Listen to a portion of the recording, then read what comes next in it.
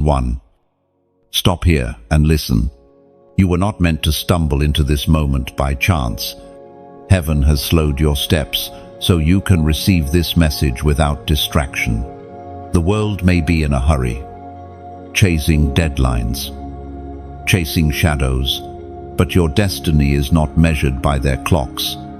You are being shaped by a rhythm greater than time itself. You have felt it, the frustration of delay, the sting of watching others run ahead, the silence that sometimes feels unbearable. But your delay is not a denial. Your waiting is not wasted. You are not being punished. You are being prepared. The chosen path cannot be rushed. Let me share with you a picture. A vineyard hidden on a hillside. The farmer does not rush the grapes to ripen. He does not force the sun to shine more quickly, nor the rain to fall on demand. He waits, tending, pruning, preparing. At the right season, the grapes are full, the wine is rich, and the reward is perfect. That vineyard is your life. Heaven is the farmer. The season may feel long, but the fruit will be worth every moment. There was once a woman named Miriam who felt forgotten in her season of waiting. She prayed for years, asking God why doors would not open, why opportunities never lasted. Others around her seemed to thrive while she remained unseen. What she did not realize was that heaven was building her endurance, teaching her to stand strong even when nothing seemed to move. Years later, when the right door opened, she walked through with strength, humility, and wisdom that stunned everyone who once overlooked her. Miriam's story is the story of every chosen one. Waiting is not punishment. It is preparation. Scripture says in the book of Job, chapter 33, verses 14 and 15, desire without knowledge is not good. How much more will hasty feet miss the way? Do you hear the warning? Hasty feet miss the way. Rushing is not strength, it is weakness disguised as urgency. You cannot force open a door that was designed to unlock at a specific hour. You cannot make the sun rise before its time. And you cannot step into destiny before heaven says, now. The temptation to hurry will always whisper to you. The enemy will dangle opportunities that look golden, but are not meant for you. They are traps, timed to make you believe you are falling behind. But chosen one, you are not behind. You are walking in sync with eternity. The very pauses you despise are the markers of divine alignment. Think of it like an orchestra tuning before the concert. Each instrument adjusts, each string tightens, each note tested. To the untrained ear, it sounds chaotic, but to the conductor, it is essential. Only when every note is ready does the music begin. Your life is that orchestra. God is the conductor. The pauses, the delays, the waiting, all part of tuning you into perfect harmony. And here is the truth you must hold tightly. Rushing can cost you more than waiting ever will. The bread pulled out of the oven too early looks golden outside but is raw inside. The butterfly forced out of its cocoon too soon cannot fly. The seed uprooted before its time withers in the sun. Do not sabotage what heaven is still perfecting in you. Chosen one. Heaven's pause over your life right now is not cruelty, it is mercy. If you had stepped into what you prayed for too early, it would have crushed you. The silence is not abandonment, it is protection. This is why you must shift your perspective. Waiting is not about being still in despair. Waiting is active trust. It is prayer in motion, faith in the dark, I hope that refuses to die. Every unseen day in your season is building strength. You cannot measure now. You are not forgotten. You are not overlooked. You are being refined for an unveiling so sudden, so breathtaking, that you will look back at these days and realize they were the foundation of your strength. Seal this moment. Do not let it slip by like another passing word. Declare with your own hand that you choose patience, that you embrace heaven's timing. Comment the number 777 below as a prophetic sign. I will not rush what God is preparing. Let this act anchor you. So when impatience whispers again, you remember the vow you made today. If this word has reached you, do not keep it hidden. Share it with those you know are struggling with delay. Like this message to keep it before your eyes. And subscribe so you never miss what heaven is saying next. Your path is unfolding. Your steps are being ordered. You are chosen, and the right season will reveal itself without you forcing it. Chosen one. Lean in once more, because I sense your spirit still wrestling with this truth. You may ask, how long must I wait? How do I survive in the in-between? Listen carefully. You survive by remembering that waiting is not wasted time, it is invested time. Every prayer whispered in the night is a seed sown into your future. Every tear is watering the ground where your breakthrough will rise. Every quiet moment when nothing seems to move is when heaven is building what you cannot yet see. Do not despise these hidden days. They are not delays, they are deposits. One day soon, you will look back and realize that the waiting carried you further than rushing ever could. The path is not unclear. It is simply unfolding step by step, like a scroll unrolling. Each line is revealed only when you are ready to read it. So breathe. Let go of the pressure to keep up with others. Release the fear that you are late. Heaven is never late, and neither are you. Trust the author of your story, because the same hand that wrote the beginning is guiding you to the perfect ending. Your waiting is holy. Your timing is divine.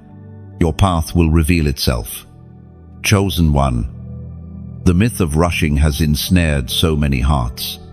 The world preaches speed as if it were salvation. Hurry, or you will be left behind.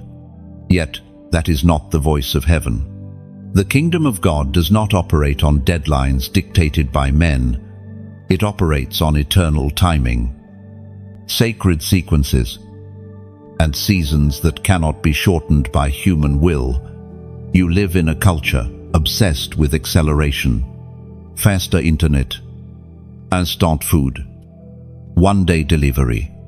People measure their worth by how quickly they climb, how fast they achieve, how instantly they can display success. But your life, chosen one, is not a race to the finish line. You are not being raised for speed. You are being raised for depth, for endurance, for eternal impact. Let us uncover the myth together. Rushing promises fulfillment, but what it delivers is emptiness. It tells you that if you just get there sooner, you will be satisfied. But when you arrive too early, what greets you is disappointment. It is like biting into fruit that looks ripe but is sour inside. The surface shines, but the core is not ready. You may have felt this before. Perhaps you forced a relationship before its time, only to see it collapse. Maybe you ran ahead into a job or an opportunity because you feared missing out. But instead of joy, you found yourself trapped in heaviness. This is what happens when the chosen one buys into the lie of rushing. It robs you of peace. It drains your strength, and it blinds you to the real timing of heaven. Consider the farmer again. No matter how much he wants his harvest early, he cannot rush the rain or the sun. He cannot force the seed to break the soil before its time. The farmer must labor in patience, not panits. And when the season finally comes, the harvest is rich, abundant, and lasting. The truth is this: rushing creates illusions of progress, but true progress often looks hidden until the day of unveiling. Think of the mountain being carved by drops of water. The work is invisible day by day. Yet years later, the entire landscape is reshaped. That is how heaven works in your life. You may not see the daily transformation, but in time, the change will be undeniable. There is also danger in rushing. Haste exposes you to traps. The enemy knows your impatience, and he will place counterfeits before you, opportunities that glitter like gold but are hollow within. If you rush to grab them, you will end up entangled, wounded, and weary. This is why heaven whispers, "Wait, do not move until I say move."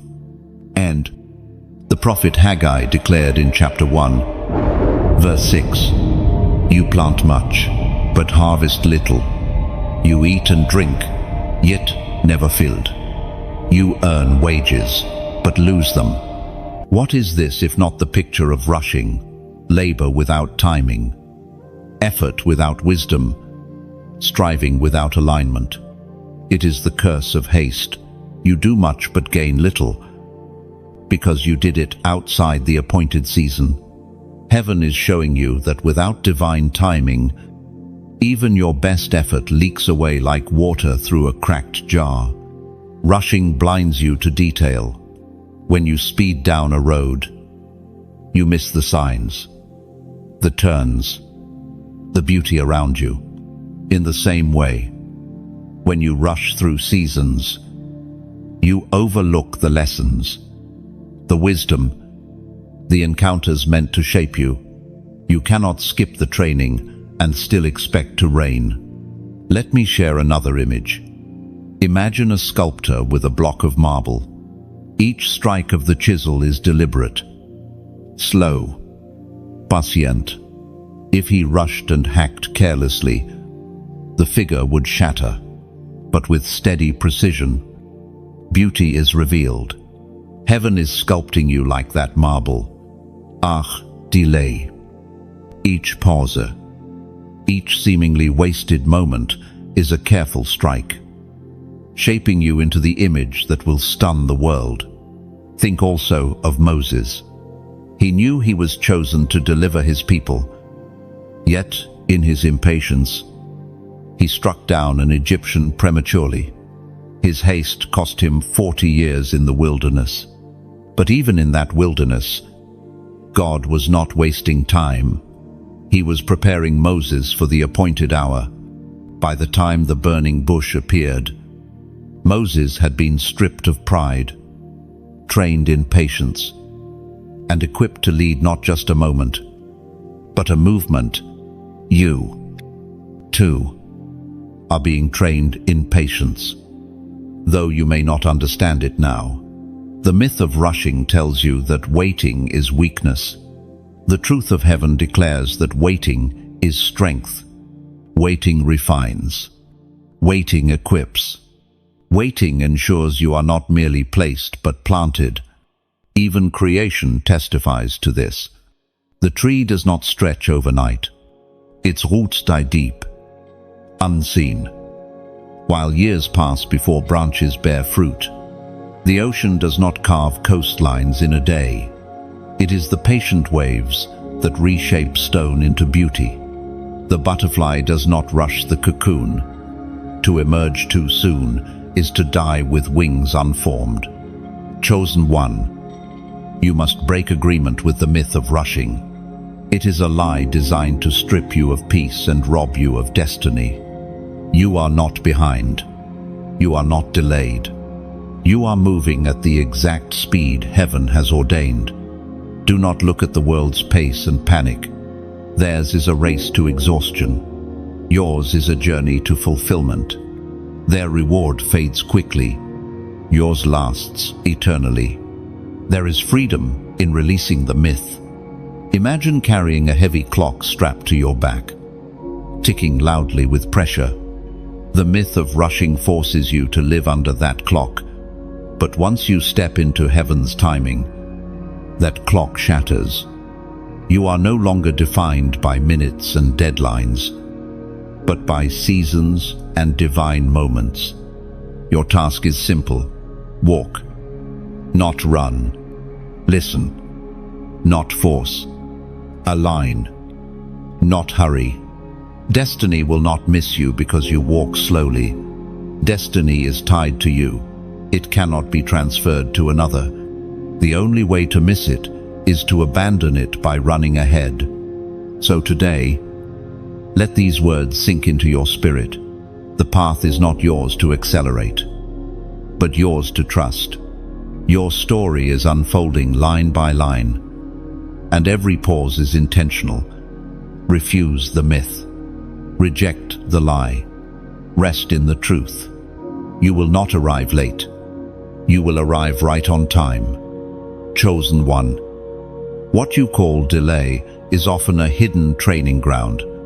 Every moment that feels like nothing is happening is actually heaven shaping your foundation. You see only the stillness, but beyond your sight, chisels are at work, and roots are growing where no one can see. The chosen cannot be rushed because they are not being built for ordinary tasks. Ordinary lives can be microwaved, but a chosen life is marinated over time. Do not mistake silence for inactivity. Heaven is not idle. It is preparing you for a stage that will require more than talent. It will demand resilience, wisdom, and unshakable trust. Let me tell you about Daniel. Before lions ever surrounded him, before visions ever unfolded in palaces, Daniel endured years of obscurity, learning discipline in daily prayer. He was faithful in what seemed small, hidden from the eyes of the world.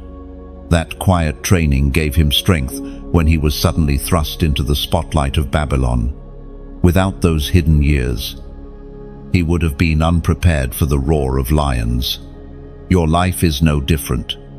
What you call wasted years are your lion training years. What you call closed doors are actually classrooms. You are being instructed in silence so that when the noise comes, you will not collapse. Think of a soldier before battle. They do not learn how to wield the sword on the battlefield. They spend years training in the shadows, repeating movements, strengthening muscle, learning patience. Only then are they ready to face an enemy. That is your story. Chosen one, you are being armed in silence. So when your time comes, you will not tremble. We are reminded in the book of James, chapter 1, verses 3 and 4, because you know that the testing of your faith produces perseverance. Let perseverance finish its work, so that you may be mature and complete, not lacking anything. Do you see it? Perseverance is not punishment, it is process. The testing of your faith is not God ignoring you. It is God enlarging you. Every unanswered prayer, every delay, every seeming silence is stretching your capacity to hold what is coming. If you received it now, you would not be able to carry it. Chosen one, there is a furnace hidden in your waiting. It burns away fear, melts down pride, and forges steel into your bones. The fire feels like loss, but it is actually construction. You are being made into someone who can walk into storms without breaking. Think of the eagle before it soars. It spends weeks in the nest, strengthening wings, flapping against the air, unseen by the world. That hidden training ensures that when it finally takes flight, the sky itself cannot resist it. You, too, are strengthening wings in the hidden season. Do not curse the nest. The nest is your preparation. Now, here is your prophetic act. I want you to comment these 3 words. My roots deepen. This is not a cry of impatience, but a declaration of trust. By writing it, you are proclaiming that your unseen season is not wasted. You are digging deeper into strength, into wisdom, into faith. You are saying, I will not be shaken, for my roots are being anchored for what is to come. No, when you write it, you are breaking agreement with impatience. You are silencing the voice that tells you you're behind. You are choosing trust over panic. This act is not about social media. It is about putting your spirit into alignment with heaven's pace. Chosen one, your hidden training is not meaningless. It is essential. The greater the delay, the deeper the roots. And when your unveiling comes, no storm will uproot you. Trust the training. Embrace the furnace. Let perseverance finish its work. Your time will come. And when it does, you will not simply rise, you will remain. Chosen one. Let me unfold this further. Because some of you are still asking, why must the roots go so deep if the fruit is meant for the surface? The answer is this: fruit attracts storms. Once you are visible, once the world begins to recognize you, winds will blow, envy will rise, opposition will strike. Without deep roots, you will be toppled in a single season. But when your roots are anchored in hidden soil, storms may shake you, but they will never uproot you. That is why heaven invests more time in your unseen growth than in your public unveiling. Think of Joseph. His dreams were powerful, but without the years of hidden training serving in Potiphar's house, surviving the pit, enduring the prison, he would never have had the maturity to govern Egypt. Those hidden years were not wasted. They were the roots that sustained him when Pharaoh lifted him overnight to the throne. When you comment, my roots deepen, you are not just typing words, you are making a covenant with your own soul. You are agreeing with the divine gardener that you will endure the hidden season without breaking, without rushing. You are saying, I choose depth over display, foundation over fame, preparation over premature exposure. Remember this: quick growth is fragile growth. Bamboo can grow several feet in a week, yet it bends easily. An oak tree, slow to rise, will stand unshaken for centuries. Heaven has called you to be an oak, not bamboo. Your roots are your strength. So, chosen one, treasure the silence. Guard the hidden years. Rejoice in the furnace. For every unseen moment is chiseling, deepening, preparing you for the day when heaven says, now, chosen one. The unfolding of your path is not random. Every step you take, every pause you endure, every door that opens or closes is part of a sequence too precise for human understanding. God's timing is not a clock that ticks by minutes. It is a rhythm that aligns heaven and earth in harmony. We often imagine progress as a straight line. Step 1, then step 2, then step 3. But heaven writes stories in layers, in cycles, in seasons. The path does not reveal itself all at once because your heart cannot yet carry the full weight of it. Like dawn that breaks slowly, The light of your destiny rises in stages. If the sun rose in an instant, the world would be blinded. Instead, it climbs gently, giving your eyes time to adjust. In the same way, heaven reveals your path with careful precision. You may have asked yourself, why did I meet this person at that exact time? Why did a closed door redirect me just before I made a costly mistake? Why do certain words strike my heart as if written for me alone? None of these moments are coincidences. They are divine threads, weaving a fabric that only becomes clear when you step back and look at the tapestry. Consider Esther. She was an orphan, hidden in obscurity, raised far from any throne.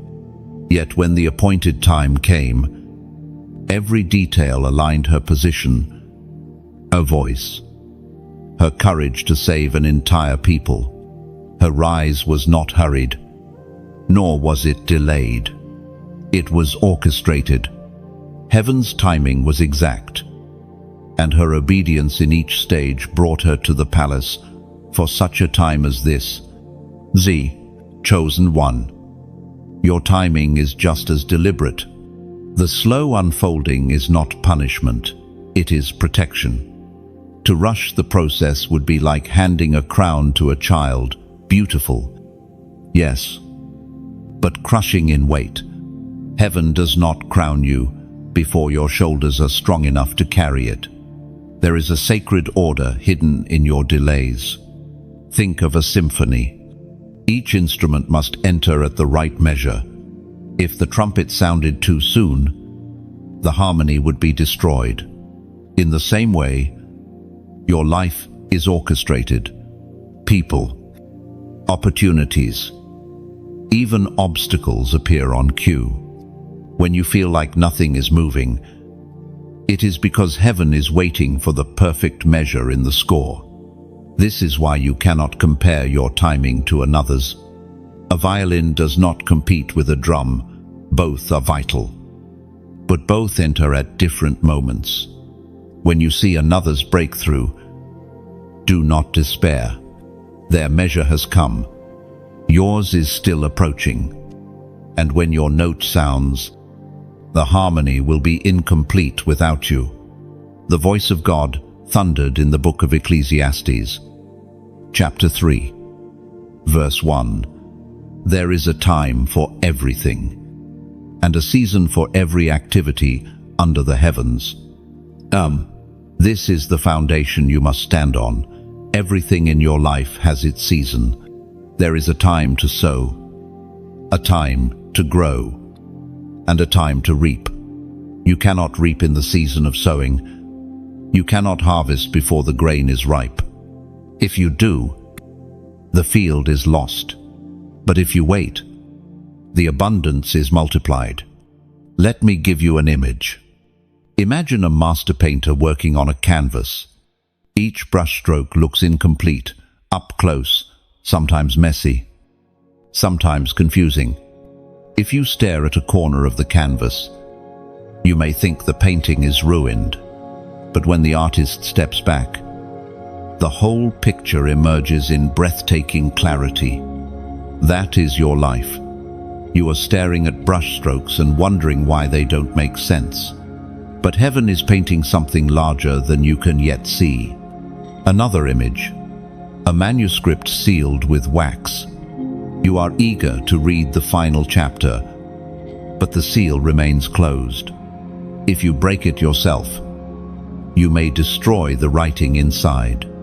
Only the author has the right to break the seal at the right moment. Revelation does not come before the appointed time. In the same way, your destiny remains sealed until your spirit is ready to handle what is written. Chosen one. Resist the temptation to interpret delays as absence. You are in divine alignment. Even when the road feels crooked, think of Joseph again. Betrayal by brothers, slavery, false accusations, prison. To him, Each step looked like disaster. But when the famine came and his brothers bowed before him, Joseph saw the alignment clearly. What man meant for evil, God had orchestrated for good. Your delays, your struggles, your unanswered prayers, these are not wasted. They are being folded into a greater alignment. What feels like wandering is in fact precision. What feels like waiting is orchestration. Even nature testifies to this. The moon does not shine by its own light.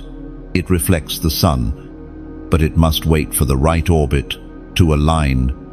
When the earth blocks its light, it does not panic. It rests in the cycle, knowing it will shine again. You, too, are orbiting in perfect rhythm with the Creator. Do not fear the shadows. Light is returning. This unfolding also teaches humility. If your destiny came too soon, you might believe it was by your strength alone. By waiting, you are reminded that it is not speed, but surrender that brings fulfillment. Each pause is heaven's gentle way of training your heart to lean not on your own understanding, but on His direction. Chosen one, the path will continue to reveal itself, not through force, but through trust. Each step you take in faith uncovers the next stone on the path. You may not see the whole road, but you do not need to. You only need to see the next step, like walking with a lantern in the night. Light is given for the ground before you, not for the entire journey. Trust this unfolding. Trust the sequence. Trust that heaven's timing is exact. Even when your clock screams that it is too late, you will not miss what was written for you. You will arrive at the precise moment you were meant to arrive, carrying the strength, wisdom, and endurance that only waiting can build. The slow unfolding is not delay, it is destiny. Chosen one. There is a danger hidden in impatience. It is subtle, like a whisper in the night, urging you to move before you are ready. Impatience is not just a feeling, it is sabotage in disguise. It pushes you into places where your roots have not yet reached. And once there, the weight can break you. Think of bread being baked. If you pull it out too soon, the crust may look perfect, but the inside remains raw. It collapses when cut open. This is what impatience does. It creates something that looks complete on the outside, but cannot stand under pressure.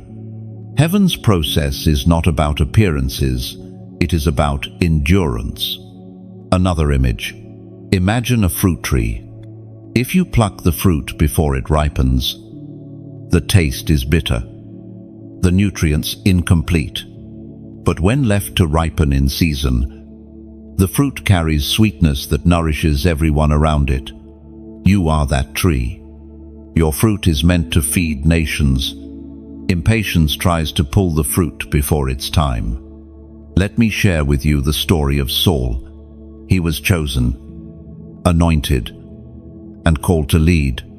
Yet, one moment of impatience cost him the throne. He was told to wait for the prophet Samuel before making a sacrifice. But as the army grew restless, Saul panicked. He rushed ahead, trying to control what was never his to control. And in that one act of impatience, the kingdom was torn from him. Chosen one. That is the cost of haste. What could have been yours forever can be lost in a single rushed decision. The apostle reminds us in his first letter to the Corinthians, chapter 9, verse 24. Do you not know that in a race all the runners run, but only one gets the prize? Run in such a way as to get the prize. Oh, notice the wisdom here. It does not say run as fast as you can. It says run in such a way The prize does not go to the quickest, but to the one who runs with endurance, discipline, and patience. The race of the chosen is not about speed, but about faithfulness to the course marked out. Chosen one. Impatience is the enemy's shortcut. It tempts you to grab what you can see instead of trusting what is promised. But shortcuts often lead to dead ends. Every time you feel pressure to force an answer, to take control, pause and remember, what is meant for you cannot be stolen, and what is not yet ready cannot be rushed. Now, let me speak to your heart with gentleness. These words are not meant to weigh you down, but to free you. If this message has stirred something within you, if it has reminded you of the importance of patience and trust, then allow yourself to take a step further. Share this message with someone who may also be struggling with impatience, not as an obligation, but like passing a lantern to a traveler walking in the dark. Sometimes, one simple light is all it takes to keep another from stumbling. And if you have not yet done so, subscribe, not because you are forced, but because staying connected is like tying your boat to the same anchor in a restless sea. Each time the waves of impatience crash, you will find stability through reminders that heaven is still guiding your course. Even the smallest gesture matters. To like this message is not about numbers. It is like placing a stone of remembrance on the path, marking the moment when you chose patience over panic. That mark may guide you back on days when doubt tries to steal your peace. Chosen one. Understand this. Patience is not passive. It is active surrender. It is strength disguised as stillness. The oak tree does not rush to grow, yet it becomes a giant. The river does not rush to carve, yet it shapes canyons. The stars do not hurry to shine, yet they light the night for generations. Your destiny, too, is being written with patience. Do not let impatience sabotage what heaven is carefully building. Trust that the pauses are holy. Trust that the waiting is wisdom. And trust that when the moment is right, everything that seemed slow will accelerate beyond your imagination. Impatience steals. Patience secures. Rushing collapses. Waiting crowns. So breathe deeply and remind yourself, you are not behind. You are being prepared. You are being guarded from harm you cannot yet see. And you are being positioned for a destiny that requires not haste, but holy endurance. And when the time comes, you will rise not as one who sprinted blindly, but as one who walked steadily, carrying wisdom, carrying strength, carrying unshakable faith. So let these words linger. Patience is not delay, it is design. And design always delivers beauty in its appointed time. Chosen one. Let this truth sink even deeper. The slow pace is not punishment. It is proof that heaven values you enough to shape you carefully. Diamonds are not rushed. Oceans are not formed in a night. Kingdoms are not built in a week. Why should your destiny be any different? Impatience may whisper, hurry, or you'll be left behind. But heaven counters, wait, or you'll miss the prize. Every pause is a divine safeguard. Every delay, a hidden mercy. You are not being held back. You are being aligned with the exact moment when everything will converge in your favor. So carry this with you. Patience is your crown in the making. With each silent season, heaven is placing another jewel upon it. And when the unveiling comes, the brilliance of your endurance will shine brighter than any rushed victory ever could. Chosen one.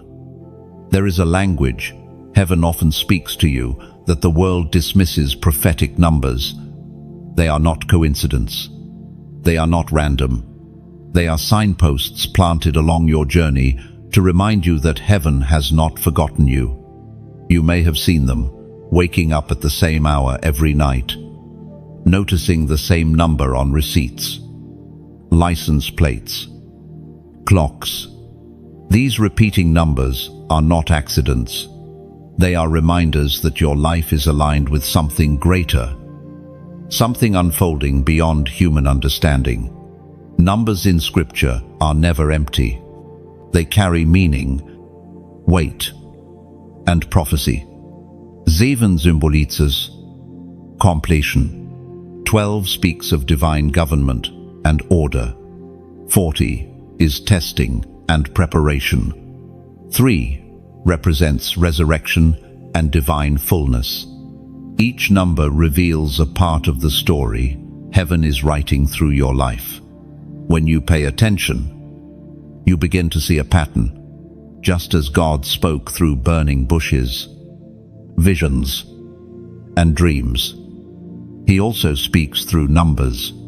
These small signs keep you anchored, reminding you that no matter how silent the season feels, heaven is near. Think of Noah. The rain fell for 40 days and nights. Think of Israel, 40 years in the wilderness. Think of Jesus, fasting for 40 days before beginning his ministry.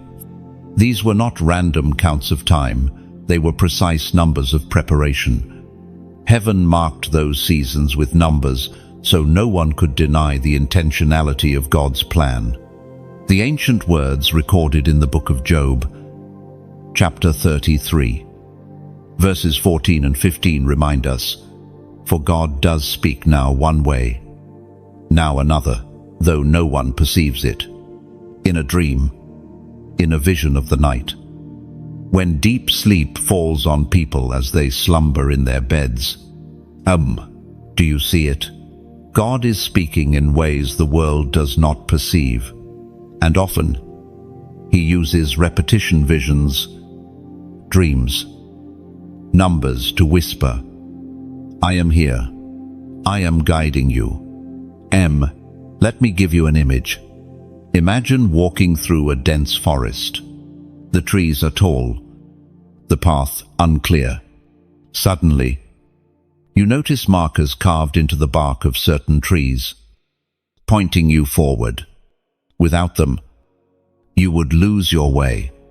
That is what prophetic numbers are, heaven's markers carved into your journey. There was a man, Samuel, who once doubted whether God was truly speaking to him. He dismissed the small signs as mere coincidence. But when he finally paid attention, he realized every number, every whisper, every repeated image was pointing him toward the very destiny he had been praying for. His story is the story of many chosen ones today. Heaven has been speaking, but impatience and distraction have deafened the ears of the Spirit.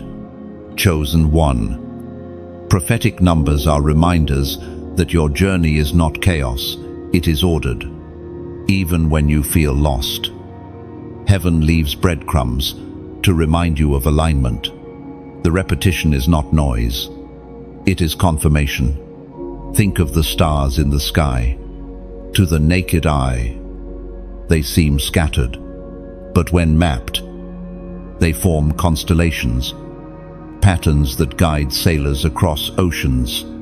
Numbers are like those constellations. Alone they may seem random, but together they reveal a map, a direction, a reassurance. This is why you must not ignore them. Pay attention when the same number comes before you repeatedly. Ask heaven, what are you showing me? Be still enough to listen, humble enough to receive. These numbers are not superstition, they are alignment. Now, here is your prophetic act. I want you to comment the number 111 below, not because it is magical, but because it carries weight. 1 is the number of beginnings, unity, and divine oneness. By writing it 3 times, you are declaring, I walk in alignment with the One. My season of new beginnings has already started. Do not dismiss this as simple typing. It is a declaration. It is like placing a stone on an altar as a memorial, saying, here I choose to trust. Here I agree with heaven's order. When you see the number again, it will remind you of this moment, of your vow to remain steady in patience. Numbers will continue to appear in your life. Some will come in seasons of silence, others in moments of breakthrough. Do not fear them. Do not ignore them. Receive them as love notes from heaven, guiding you one step at a time.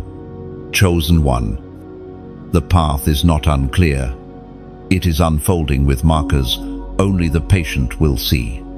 Those numbers are proof that you are aligned, that your delay is not wasted, that your journey is still guided. So, the next time impatience whispers, remember this: heaven has already written your story, down to the numbers. You are not behind. You are exactly on time, and the signs all around you are proof that heaven is walking with you, step by step, number by number, until the unveiling comes. Chosen one. Pause and reflect on why heaven chose 111 for this very moment. It is not just a sequence, it is a proclamation. 1 is the number of divine unity, Father, Son, and Spirit working as one, repeated 3 times. It becomes heaven's stamp of assurance that you are not walking in fragments, but in alignment with divine order. When you declare 111, you are saying, I step into my new beginning with clarity. I walk in unity with heaven's plan. I choose order over chaos. This is not superstition, but symbolism. It is your spirit responding to the whisper of God through the language of numbers. So carry this number with you like a seal. The next time you see 111, remember that heaven is confirming you are exactly where you should be. The new chapter has already begun, and nothing can stop what God has set in motion. Chosen one. The weight of waiting is something only a few truly understand. To carry years of silence, to endure seasons where prayers echo back without answer, to walk roads where nothing seems to move. This is a burden the chosen ones often bear. Others may not see it, but inside, you know the heaviness. It is the hidden weight of a calling that refuses to let you blend in with the rest. This waiting is not light. It presses on your chest at night. It visits you in the quiet when you are alone. It whispers doubts into your spirit. Has God forgotten me? Am I still on the right path? And yet, even in that questioning, something keeps you holding on. That something is the mark of being chosen. Let us be honest, waiting is exhausting. People may tell you, just be patient, as though patience was simple. But for the chosen, patience feels like warfare. It is not merely sitting still, it is resisting despair, silencing doubt, fighting off the lie that your life has no progress. Waiting is not passive, it is a battle fought in silence. Imagine a traveler carrying a heavy pack, climbing a mountain where the summit is hidden by fog. Every step is slow, every muscle aches, but still the traveler moves, trusting that the path is leading upward even when no view confirms it. That is your journey in waiting. You are climbing without sight, carrying a weight few can understand, and yet This very weight is the tool heaven uses to build strength within you. The more you endure, the more capacity you gain. Muscles do not grow without resistance. Faith does not deepen without silence. Trust is not born in answered prayers, but in unanswered ones. As was spoken in the sacred texts of Lamentations, chapter 3, verses 25 and 26. The Lord is good to those whose hope is in him, to the one who seeks him. It is good to wait quietly for the salvation of the Lord. The scripture does not romanticize waiting, it calls it good, necessary, even sacred. Why? Because in waiting, your faith is purified, your motives are refined, your dependence shifts from human timelines to divine orchestration. Chosen one. Let me show you an image. Picture a bow being drawn back. The string is pulled tighter, further, until it trembles under pressure. To the arrow, it might feel like delay, as if it will never be released. But the greater the tension, the farther the arrow will fly when it is finally loosed. That bowstring is your waiting season. The pressure you feel is not for nothing. It is preparing you for distance, for impact beyond your imagination. Think also of Hannah, who carried the grief of barrenness for years. Her prayers seemed unanswered, her womb closed. Yet, in that heavy waiting, her cry became so desperate, so pure, that when Samuel was finally born, he was not just her child, he was a prophet destined to anoint kings. Without her years of waiting, the depth of her vow and the weight of her gift would never have been realized. You, too, are carrying something that feels delayed, but is actually being perfected. Your waiting is heavy because what you carry is holy. This is why chosen ones are often misunderstood. Others see only inactivity. They assume nothing is happening. They cannot see the silent war you are fighting, the silent prayers you are praying, the silent tears you are sowing. But heaven says, heaven records every tear. Heaven honors every sigh. The weight of waiting also strips away illusions. In stillness, distractions fall. In silence, false comforts crumble. What remains is only what is true. You discover who you are when everything you wanted to lean on is removed. You discover that God is not just a provider of gifts, but the gift himself. That revelation cannot be rushed. It must be forged in silence. Another image. Consider a seed buried in darkness. For weeks, nothing seems to happen. The soil presses down on it. The weight feels unbearable. Yet beneath the surface, roots are forming. Foundations are spreading. The seed is not dying. It is preparing to break forth. The soil is heavy. But without that weight, the seed could never grow strong enough to reach the light. Chosen one, I know you are tired of the silence. I know the heaviness feels endless. But remember this, the longer the silence, the greater the unveiling, the heavier the weight, the higher the flight. Heaven does not waste waiting. It multiplies its fruit. Even Jesus endured the weight of waiting. 30 years of hidden life before 3 years of public ministry.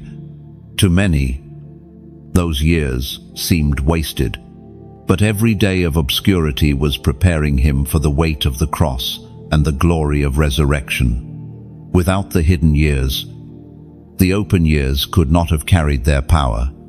So, too, with you, do not curse the years that feel invisible.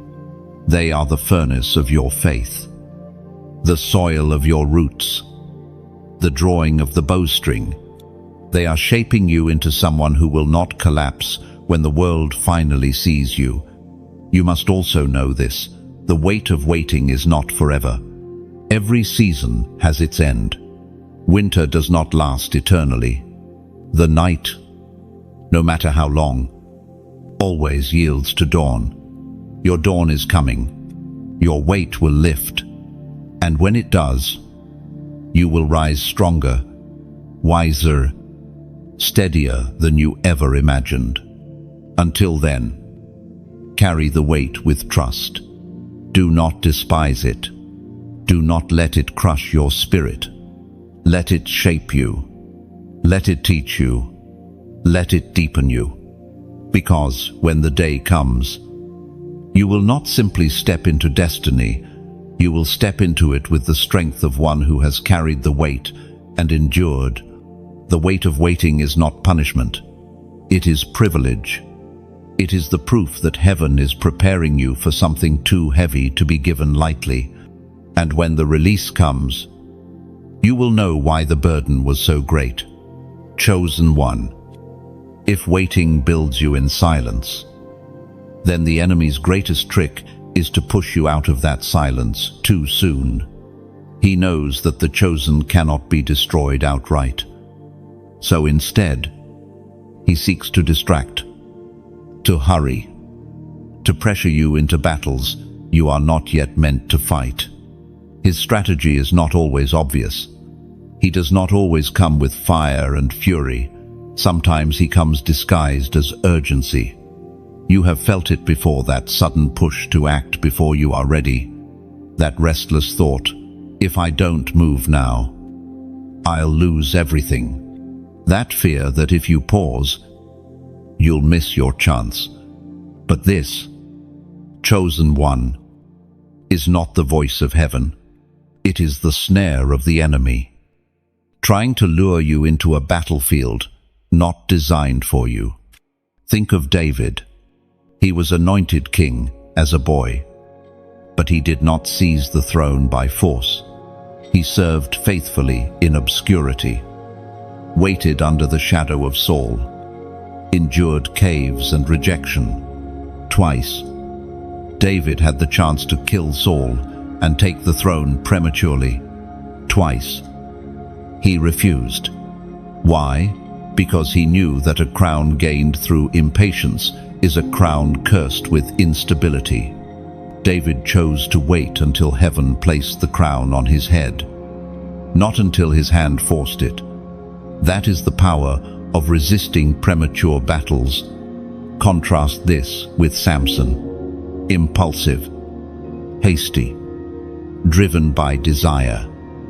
He rushed into battles and relationships without discernment.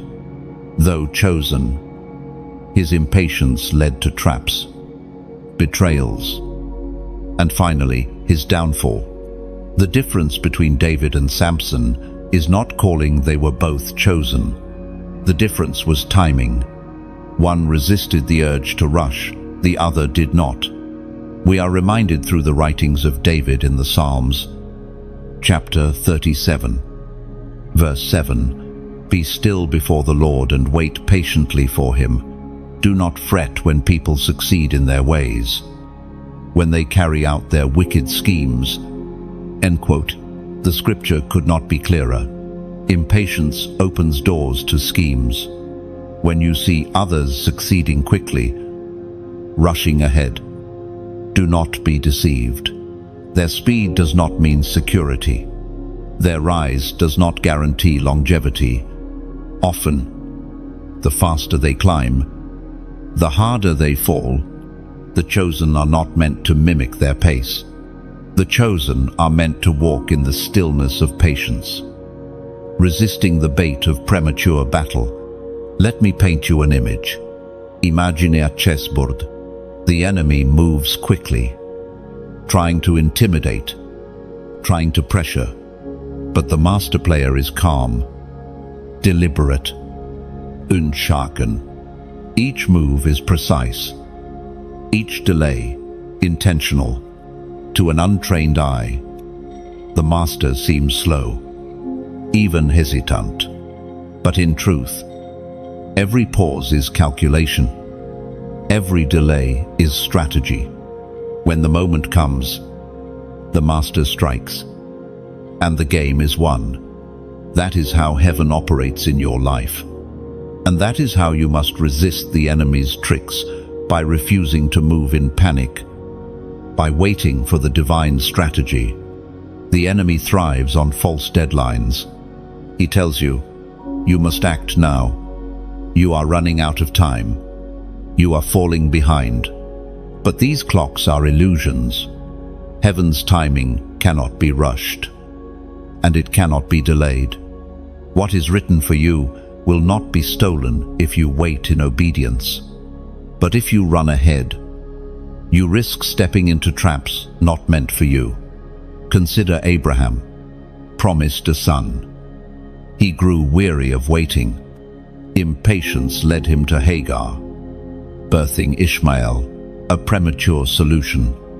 The result was division, conflict, and generational strife.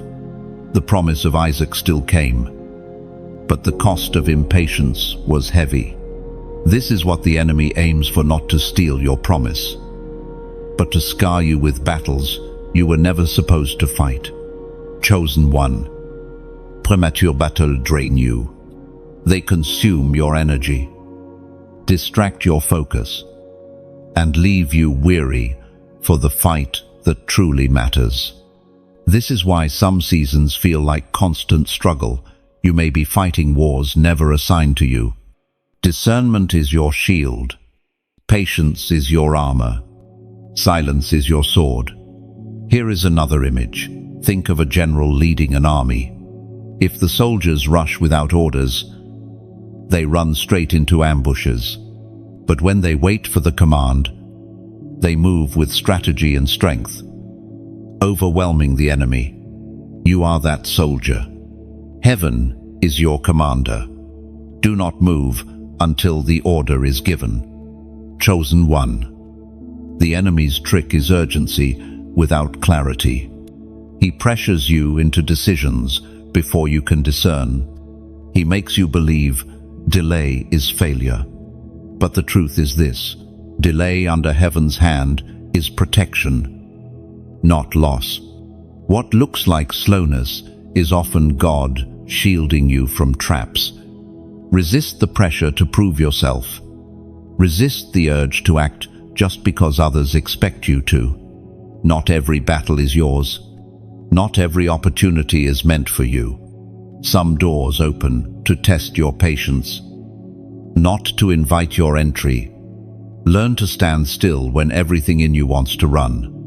Learn to say, "Not yet," when the world demands, "Now." No, even Jesus faced this pressure. In the wilderness, the enemy tempted him to prove himself prematurely. Turn stones into bread. Throw yourself down. Seize the kingdoms of the world.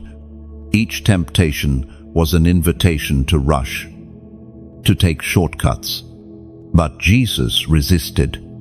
He chose obedience over haste, surrender over shortcuts.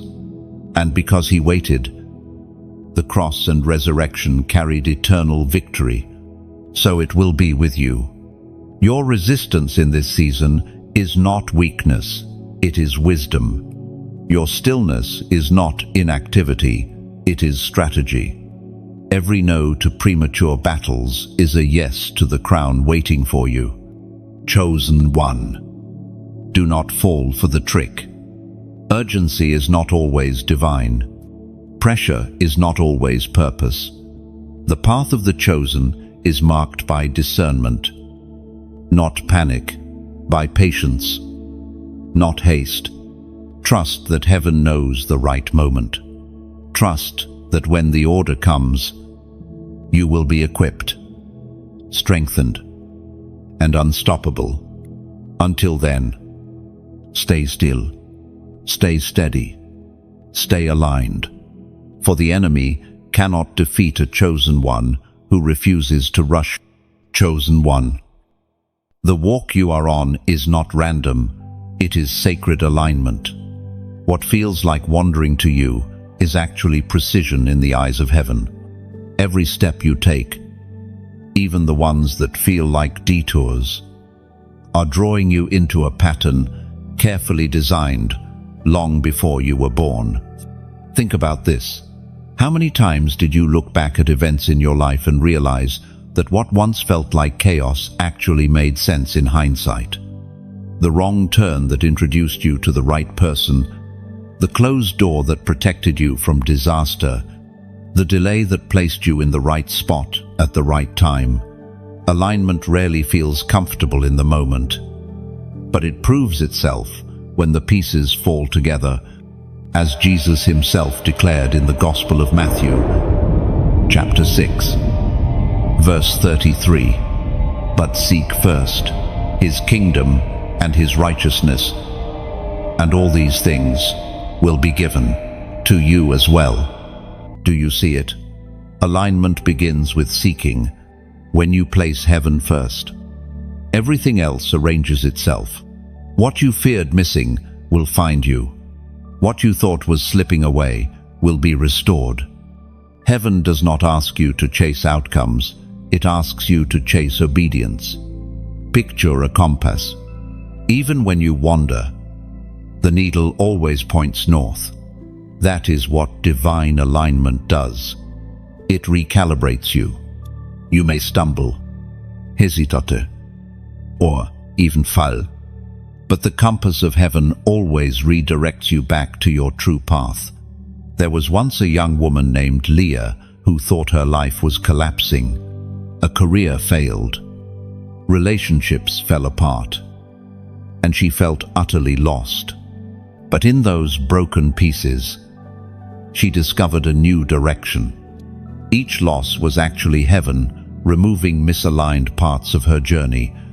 Years later, she stood exactly where she was meant to be, stronger, wiser, and grateful for every wrong turn. Her story is the story of alignment. What looks like scattering is often gathering in disguise. Chosen one, trust the order of your steps. The scripture tells us that the steps of the righteous are ordered by the Lord. That means your journey is not random, it is written, even in silence, even in stillness. Heaven is moving you forward. Let me give you another image.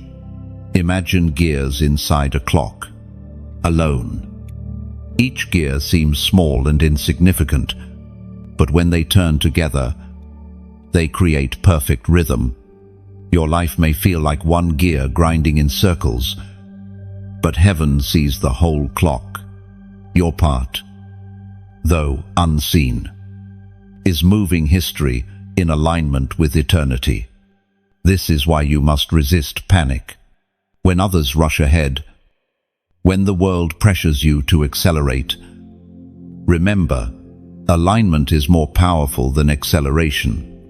A car out of alignment wobbles, no matter how fast it goes. But when the wheels are aligned, even slow movement carries stability. The same is true for you. Now, here is your prophetic act. I want you to comment these 3 words, aligned with heaven, by writing it. You declare that you are not rushing blindly, not wandering hopelessly, but walking deliberately in divine order. This is not superstition, it is a vow. You are saying, even when I do not understand, I trust the alignment of heaven over the pressure of the world. Chosen one. Alignment is proof of care. Heaven is not leaving you to chance. Every step, every pause, every detour is woven into a greater picture. And when the unveiling comes, you will see how every gear, every step, every delay was necessary to bring you into perfect rhythm. So, release the fear of being lost. You are not wandering, you are aligned. And nothing, no setback, no delay, no failure can remove you from the path heaven has marked for you. Chosen one. Alignment also requires surrender. You cannot force gears to turn faster without breaking the mechanism. In the same way, you cannot bend heaven's timing to your preference. True alignment is choosing to flow with the rhythm of God's design. Even when it challenges your patience, this surrender may feel like loss. But in reality, it is protection. Heaven's order is not restrictive. It is liberating. Consider Joseph once more. Betrayed, enslaved, imprisoned, each stage seemed like misalignment. Yet, every stop was a stepping stone. The pit aligned him with Potiphar's house. Potiphar's house aligned him with the prison. The prison aligned him with Pharaoh's palace. None of these steps made sense in isolation, but together, they formed a path only God could design. That is the essence of divine alignment. The chaos of today becomes the clarity of tomorrow. Chosen one. Do not despise the detours. What you call delay may actually be a redirection. Roads closed by heaven are not rejection, they are rerouting.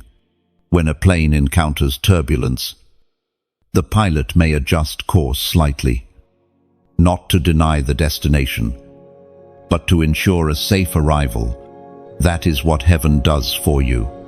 Alignment sometimes feels like being taken off your planned route, but it guarantees that you will reach the right place at the right time. And here is the most freeing truth. Alignment means you cannot miss what belongs to you. The enemy may distract. People may resist. Circumstances may shift. But what heaven has aligned will always find its way back to you. Rest in this. Trust in this. Walk in this. Your alignment is not fragile.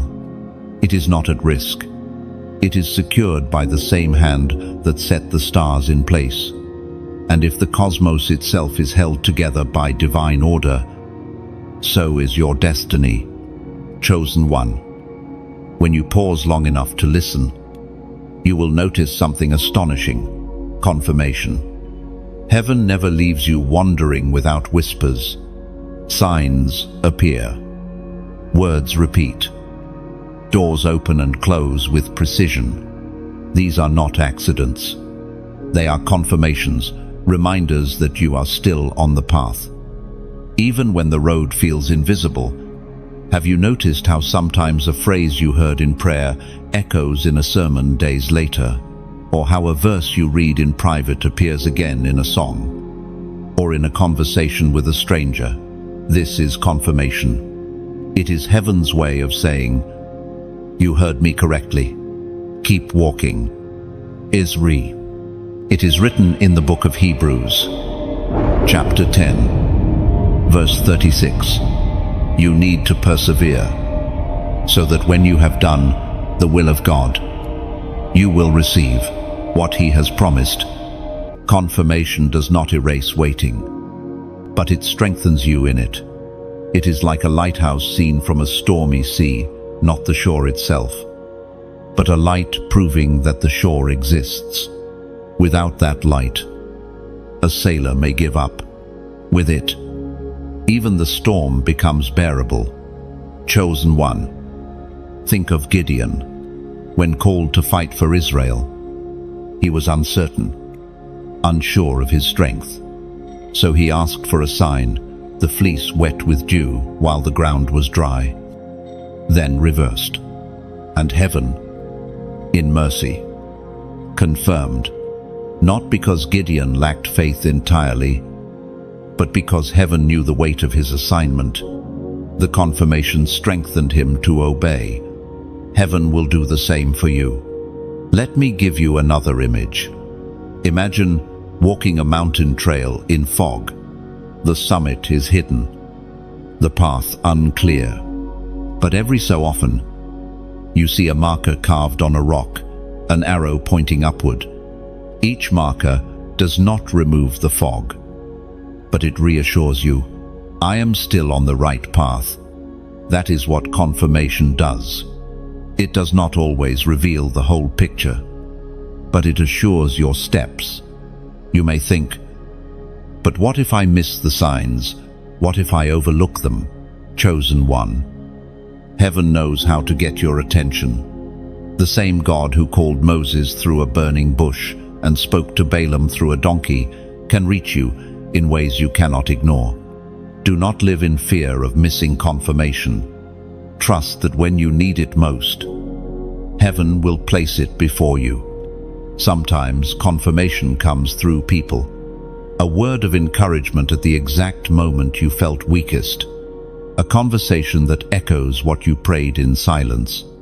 Other times, it comes through nature, the repetition of numbers. The sudden peace in prayer. The sunrise after a night of despair. Heaven speaks in many languages, but the message is the same. Keep going. You are not alone. And this is where I want to pause and gently speak to your heart. If these words feel like they are landing exactly where you need them, if you sense in your spirit that this message is part of your confirmation, then let yourself respond in gratitude, not out of duty, not out of pressure, but out of joy. If you choose, like this message, not for me, but as a way of saying, this truth belongs to me. I mark it here, so I will not forget it. If it resonates, share it with someone who might be stumbling in their fog. To share is not to preach. It is to hand a compass to a fellow traveler who has lost direction. You may not know how much their spirit needs it. And if you desire to stay connected, subscribe, not because you are obligated, but because walking together is lighter than walking alone. Think of it as joining a caravan through the desert. The journey is still long, but in company, strength multiplies. Chosen one. Do you see? Confirmation is heaven's kindness. It reminds you that you are not chasing illusions. Your steps matter. Your prayers matter. Your waiting matters. Every sign is a thread woven into the tapestry of your destiny. The danger is not in missing confirmation, it is in dismissing it. Too often, the chosen explain away the whispers. That's just coincidence. But chosen ones must learn to honor the small signs. A whisper can carry as much weight as a shout. Another image. Imagine a child learning to walk. The parent stands nearby, clapping, encouraging, nodding with every step. Each nod is a confirmation. Yes, you're doing it right. Keep going. The child may stumble, but with confirmation, the courage to rise again never fades. You are that child, and heaven is clapping for you with every faltering step. Do not despise small confirmations. They are the gentle music of heaven guiding you forward. And when the final unveiling comes, you will look back and see that the whispers were not random, they were the map all along. Chosen one, hold tightly to these confirmations. Let them be stones of remembrance. And whenever you grow weary, remember the lighthouse, the trail marker, the clapping parent. Each is heaven's way of saying, yes, this is the way. Keep going. Chosen one. Confirmation is not just for comfort, it is fuel. Every time heaven whispers through a verse, a sign, or a word, it pours strength into your spirit so you can endure a little longer, trust a little deeper, and walk a little further. These whispers are not small, they are survival. Think of Elijah in the wilderness, weary, ready to give up. He lay under a tree, asking for death. But heaven sent bread and water, not a feast, just enough for the journey. That provision was confirmation. You are not finished. Keep moving. And with that strength, Elijah walked 40 more days. So too, with you, each confirmation may feel small, but it is enough. Enough to remind you that heaven has not abandoned you. Enough to assure you that your steps are still ordered. Enough to carry you into the next chapter of your journey. Chosen one. One of the greatest struggles you face is learning to tell the difference between delay and denial. To the human heart, they feel the same. Both press against your patience. Both stretch your hope. Both whisper questions in the dark. Has God turned away? Has the promise expired? But the truth is, delay and denial are not the same. And understanding their difference will set your spirit free. Delay is a pause filled with purpose. Denial is a redirection filled with mercy. Delay says, "Not yet." Denial says, "Not this way."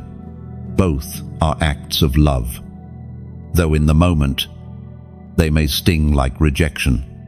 Consider the image of a child reaching for fire. The parent pulls the hand back. To the child, it feels like denial, cruelty even. But to the parent, it is mercy. The child does not yet see the danger. In the same way, when heaven closes a door, it is not punishment, but protection. You may cry over the door, grieve over the opportunity, but one day you will see the flames you were spared. Now think of the farmer waiting for rain. He has tilled the soil, planted the seed, and longs for harvest, but the skies remain still. This is not denial of his crop, it is delay for ripening. If the rain came too soon, the roots would not hold. If the harvest came too early, the fruit would be weak. Delay is heaven's way of ensuring that when the harvest comes, it will last. We are reminded through the prophet Habakkuk, chapter 2, verse 3, "For the revelation awaits an appointed time. It speaks of the end and will not prove false. Though it linger, wait for it. It will certainly come and will not delay."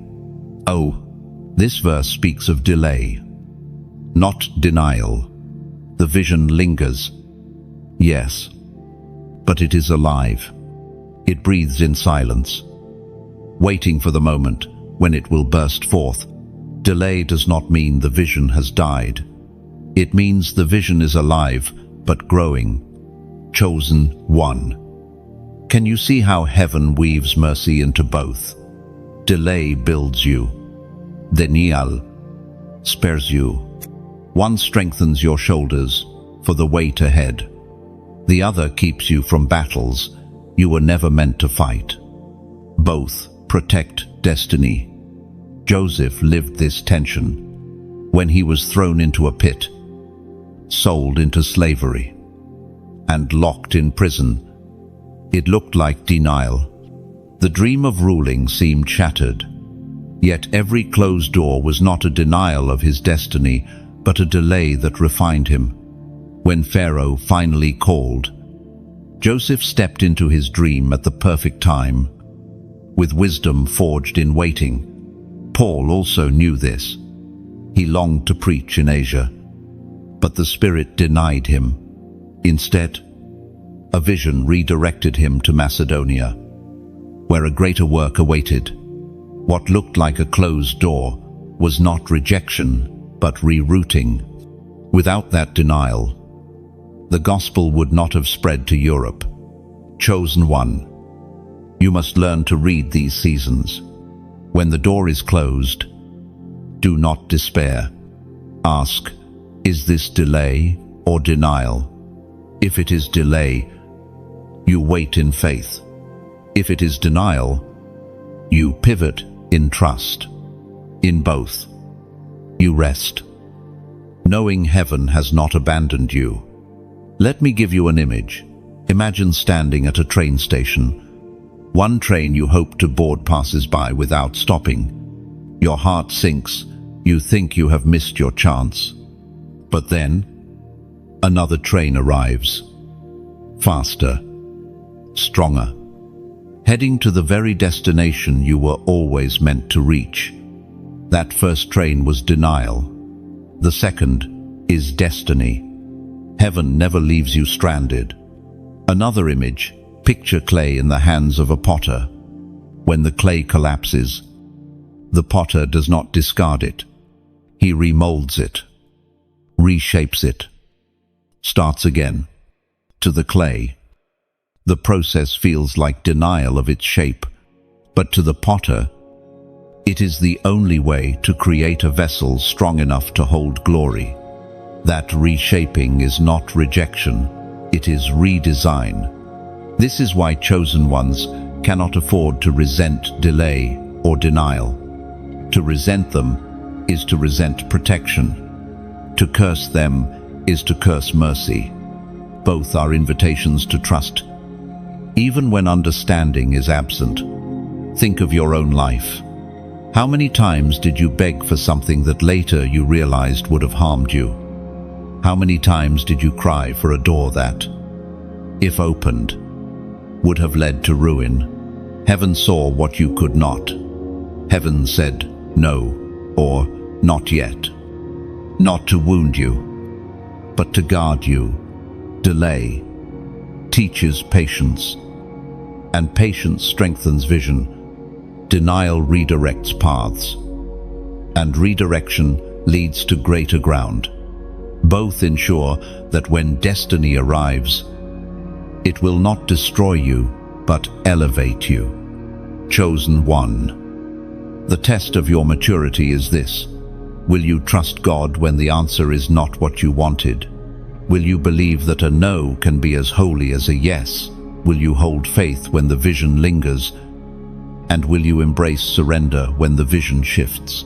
These questions cut deep, but they define the chosen. Because chosen ones are not defined by how quickly they arrive, but by how faithfully they walk, whether in waiting or in redirection. So the next time a door shuts, do not collapse. Breathe. Ask. Listen. Is this delay teaching me endurance or denial? Sparing me pain? And in both, give thanks. Because either way, heaven is for you, never against you. The difference between delay and denial is this. Delay still leads to what was promised. Denial leads to something better than what you thought you wanted. In both, your story is safe. In both, your steps are ordered. In both, your destiny remains untouchable. Chosen one, lift your head. The waiting is not wasted. The closed doors are not cruel. You are being guided with precision, held with mercy, and prepared with wisdom. Delay and denial are not enemies. They are guardians of your destiny. Chosen one.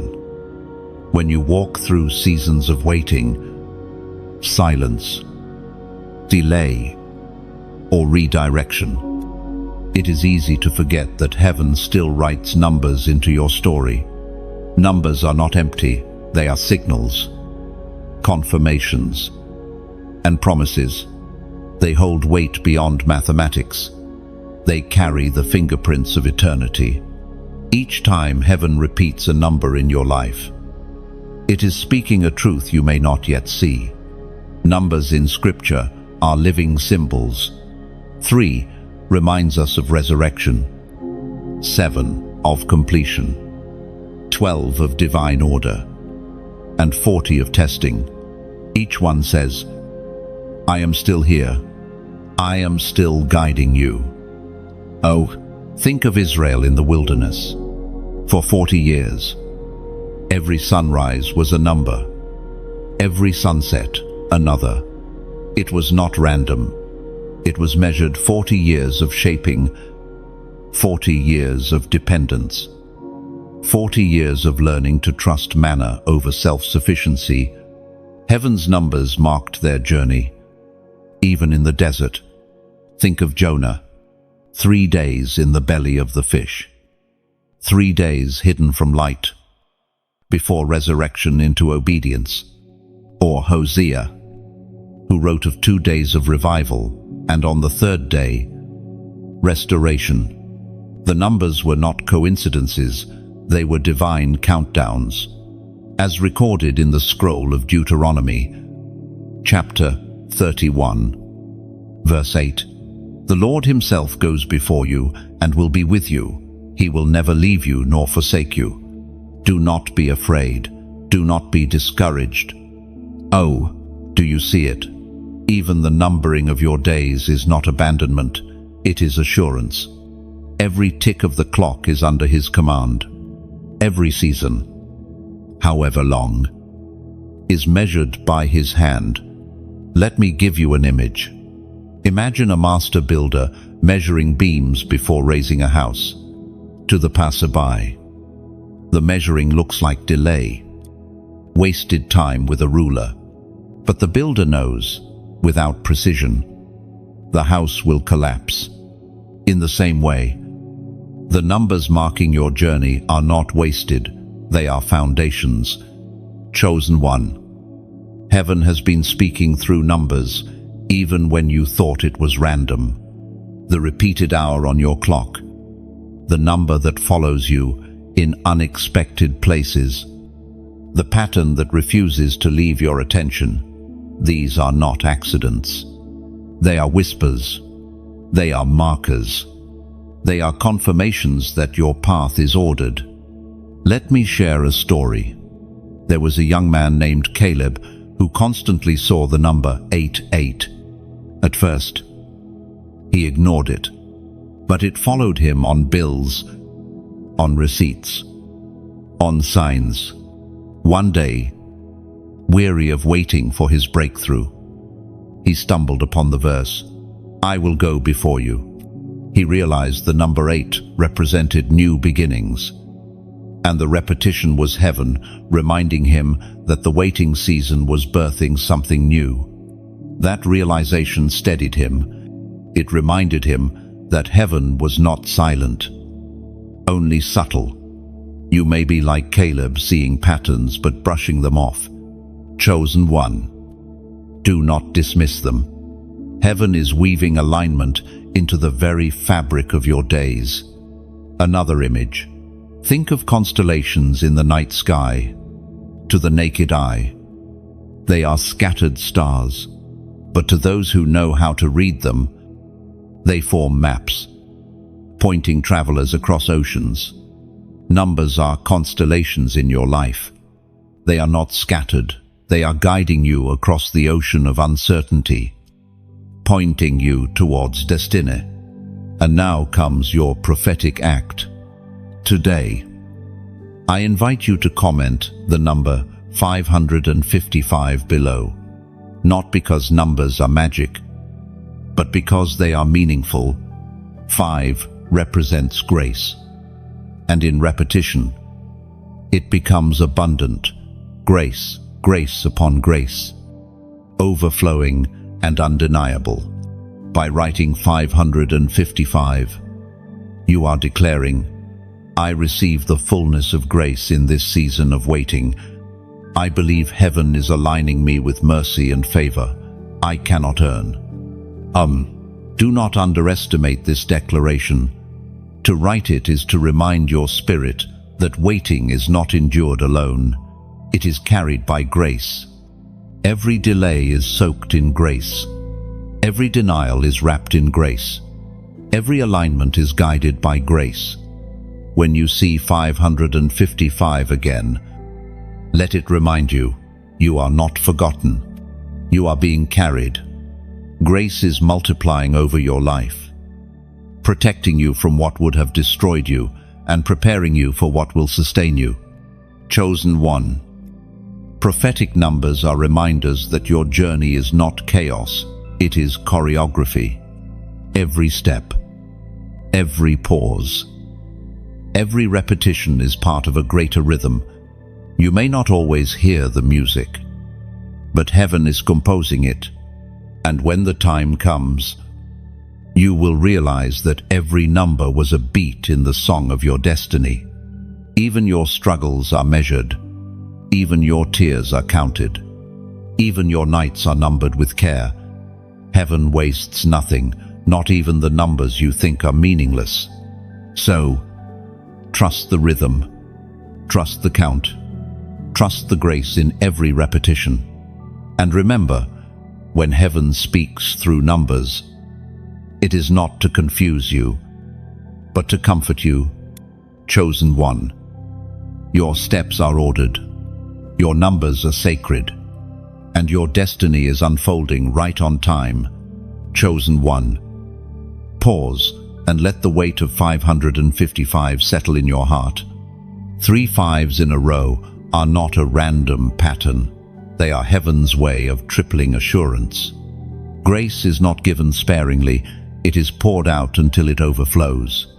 Where you see weakness, grace is multiplied. Where you feel unworthy, grace abounds. Where impatience claws at your soul, grace steadies your spirit. Think of a river overflowing its banks after heavy rain. The land cannot contain it. Everything is touched. Everything is refreshed.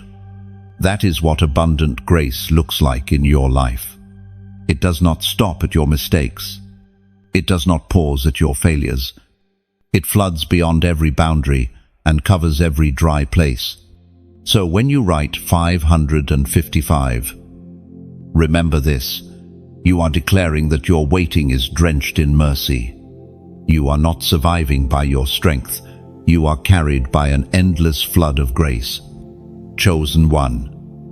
You may wonder why your seasons of silence stretch longer than others. You may watch people who seem to rise quickly, who get answers fast, while you remain hidden, waiting, often in pain. This is not because you are forgotten, it is because you are chosen, and those chosen for heavier crowns are placed in the furnace of patience for longer seasons. The furnace of patience is not gentle. It burns away illusions. It strips you of false securities. It leaves you standing bare before heaven, with nothing but your faith. And yet, it is in that fire that your spirit is refined into gold. Patience for a chosen one is not just about enduring time, it is about transformation. While the calendar turns, your heart is being shaped. While the world moves on, your soul is learning. Endurance. The longer the waiting, the deeper the work. It was proclaimed in the second letter to the Corinthians, chapter 4, verse 17. For our light and momentary troubles are achieving for us an eternal glory that far outweighs them all. This verse does not belittle your suffering. It does not dismiss your pain.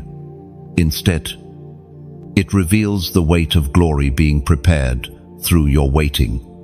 The furnace feels unbearable because the glory it is forging will be immeasurable. Think of Shadrach, Meshach, and Abednego in the fiery furnace. The flames were real, the heat overwhelming, but the fire did not destroy them. Instead, it revealed the presence of the fourth man walking among them. In the same way, your furnace of patience is not empty. It is where you encounter God most intimately. The very fire meant to consume you becomes the place of your greatest revelation.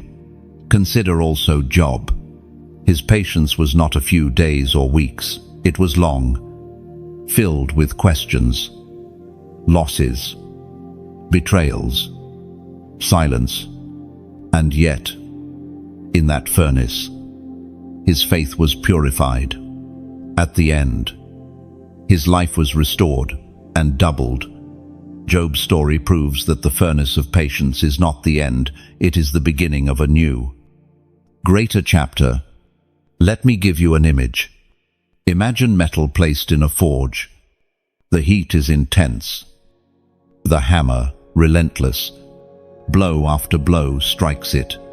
To the untrained eye, it looks like destruction. But the smith is not destroying it, is shaping. The weapon being formed must endure the fire and the strikes, or it will not last in battle. That is your life. Chosen one. The furnace is not there to destroy you, but to shape you into a vessel of power and resilience. Another image. Consider a tree in winter. Its branch look dead, its fruit absent, its beauty stripped.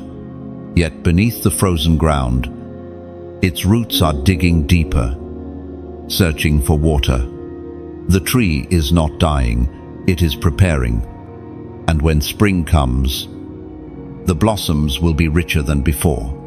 Your furnace of patience may feel like endless winter, but it is making your roots unshakable. The furnace also strips away pride. It humbles you, reminding you that destiny is not earned by strength, but given by grace. If glory came too soon, you might think it was your doing, but in the long wait, you learn that survival itself was only possible because of God's presence. Then, when the unveiling comes, you carry humility alongside authority. Chosen one. Do not compare your furnace with others. Some are refined in days, others in decades. The duration is not a measure of favoritism, but of assignment. The heavier the destiny, the hotter the fire, the deeper the call, the longer the waiting. You are being prepared for something that demands a patience most cannot carry. That is why your path feels lonelier, slower, heavier. You are not being punished, you are being equipped. Even Jesus endured patience. 30 years of hidden life before 3 years of ministry. To the world, it seemed wasted. But those years in the carpenter's house, those years of silence, were the furnace that prepared him for the cross. Without those hidden years, the 3 years of public glory could not have been sustained. Chosen one, you must embrace the furnace, even when it feels unbearable. Not because it is pleasant, but because it is purposeful. Each day you endure, each tear you shed, each question you wrestle with is adding weight to the glory being prepared. The pain is not wasted, it is an investment into the eternal. Let me tell you a story. There was a woman named Esther, not the queen of Scripture, but an ordinary woman today who waited years for her breakthrough. Her prayers seemed unanswered, her dreams delayed. Friends mocked her patience, urging her to give up, yet she remained in the furnace. Years later, her endurance bore fruit. Beyond what she imagined, her waiting had shaped her into a mentor, guiding others through their own silence. Her story proves this: patience births more than personal reward. It births legacy. The furnace of patience also teaches you to walk by faith, not by sight. When nothing around you shifts, you learn to trust what cannot be seen.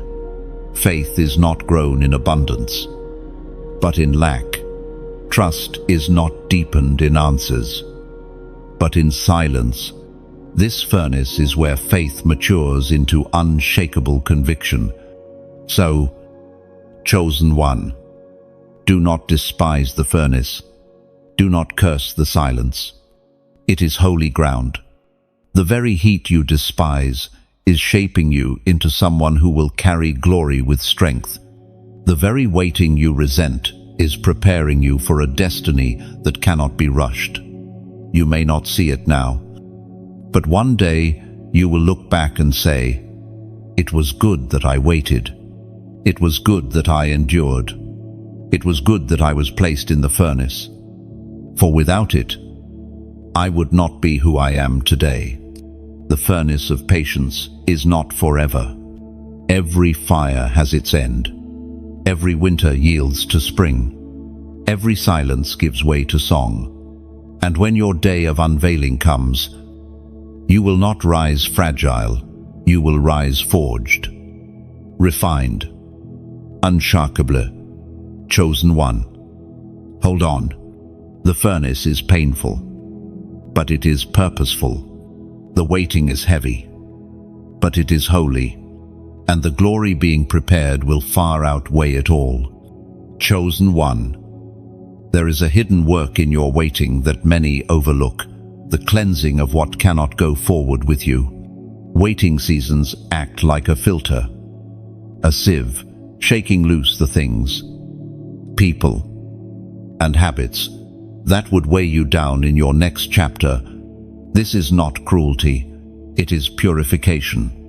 What you lose in waiting is often the very thing that would have corrupted the blessing if it had remained.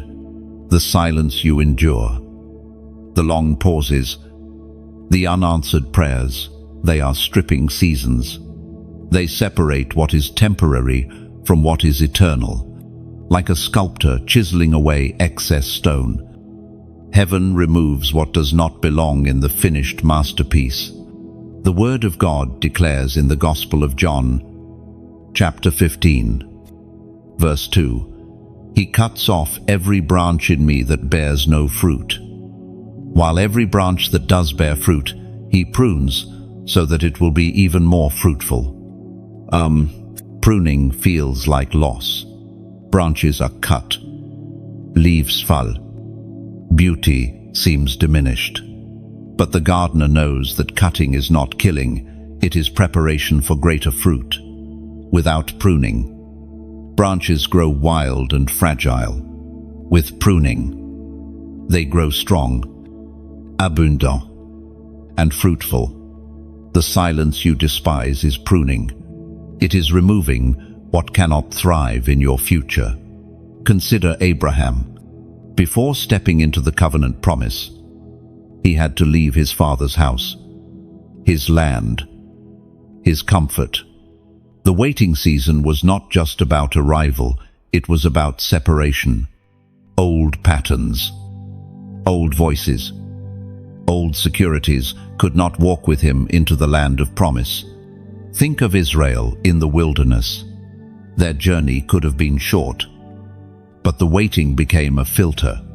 Those who doubted, those who longed for Egypt, those who resisted faith could not cross into the promised land.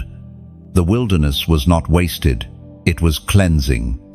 It purified a generation, raising up those ready to inherit the land. Chosen one. Your silence is doing the same. It may feel lonely, but that loneliness is holy. It is heaven removing false attachments, breaking unhealthy cycles, detoxing your spirit from what would poison your destiny. Let me give you an image. Imagine a goldsmith refining metal. The fire is turned up, and impurities rise to the surface. They are scraped away until only pure gold remains. That is what waiting does. It raises the hidden impurities of your heart, not to shame you, but to remove them. Every doubt, every fear, every false motive is brought to the surface and burned away, leaving you refined. Another image. Consider a traveler climbing a mountain. At the base, they carry heavy bags, filled with unnecessary things. But as the climb grows steeper, they realize they cannot carry everything. One by one, they discard the weight until only the essentials remain. By the time they reach the summit, they are lighter, freer, able to breathe. Waiting seasons are those climbs. They force you to release what cannot go higher with you. The stripping also reveals who truly walks with you. Some relationships fade, not because you failed, but because they were seasonal. Some opportunities dissolve, not because you were inadequate, but because they were misaligned. Waiting exposes what is shallow and strengthens what is deep. It shows you who can endure the silence with you and who cannot. Think of Jesus in Gethsemane. In his hour of greatest weight, most of his disciples slept. Only a few stayed awake, and even they faltered. Waiting filters companions. It reveals who is with you only in glory, and who will remain in silence. Chosen one. Do not grieve the pruning. Do not mourn the branches that fall. What is removed was never meant to bear fruit in your future. The silence is not emptiness, it is alignment. Heaven is ensuring that when the unveiling comes, you are surrounded only by what strengthens you, not what weakens you. This purification is also internal. Waiting strips away the pride that demands control, the impatience that seeks shortcuts, the fear that clings to false securities. In the silence, you learn surrender. You learn to let go of what you thought you needed and discover that God Himself is enough. Think of Hannah again. In her waiting, her cry shifted. At first, she prayed for a child to remove her shame, but over time, her prayer became deeper.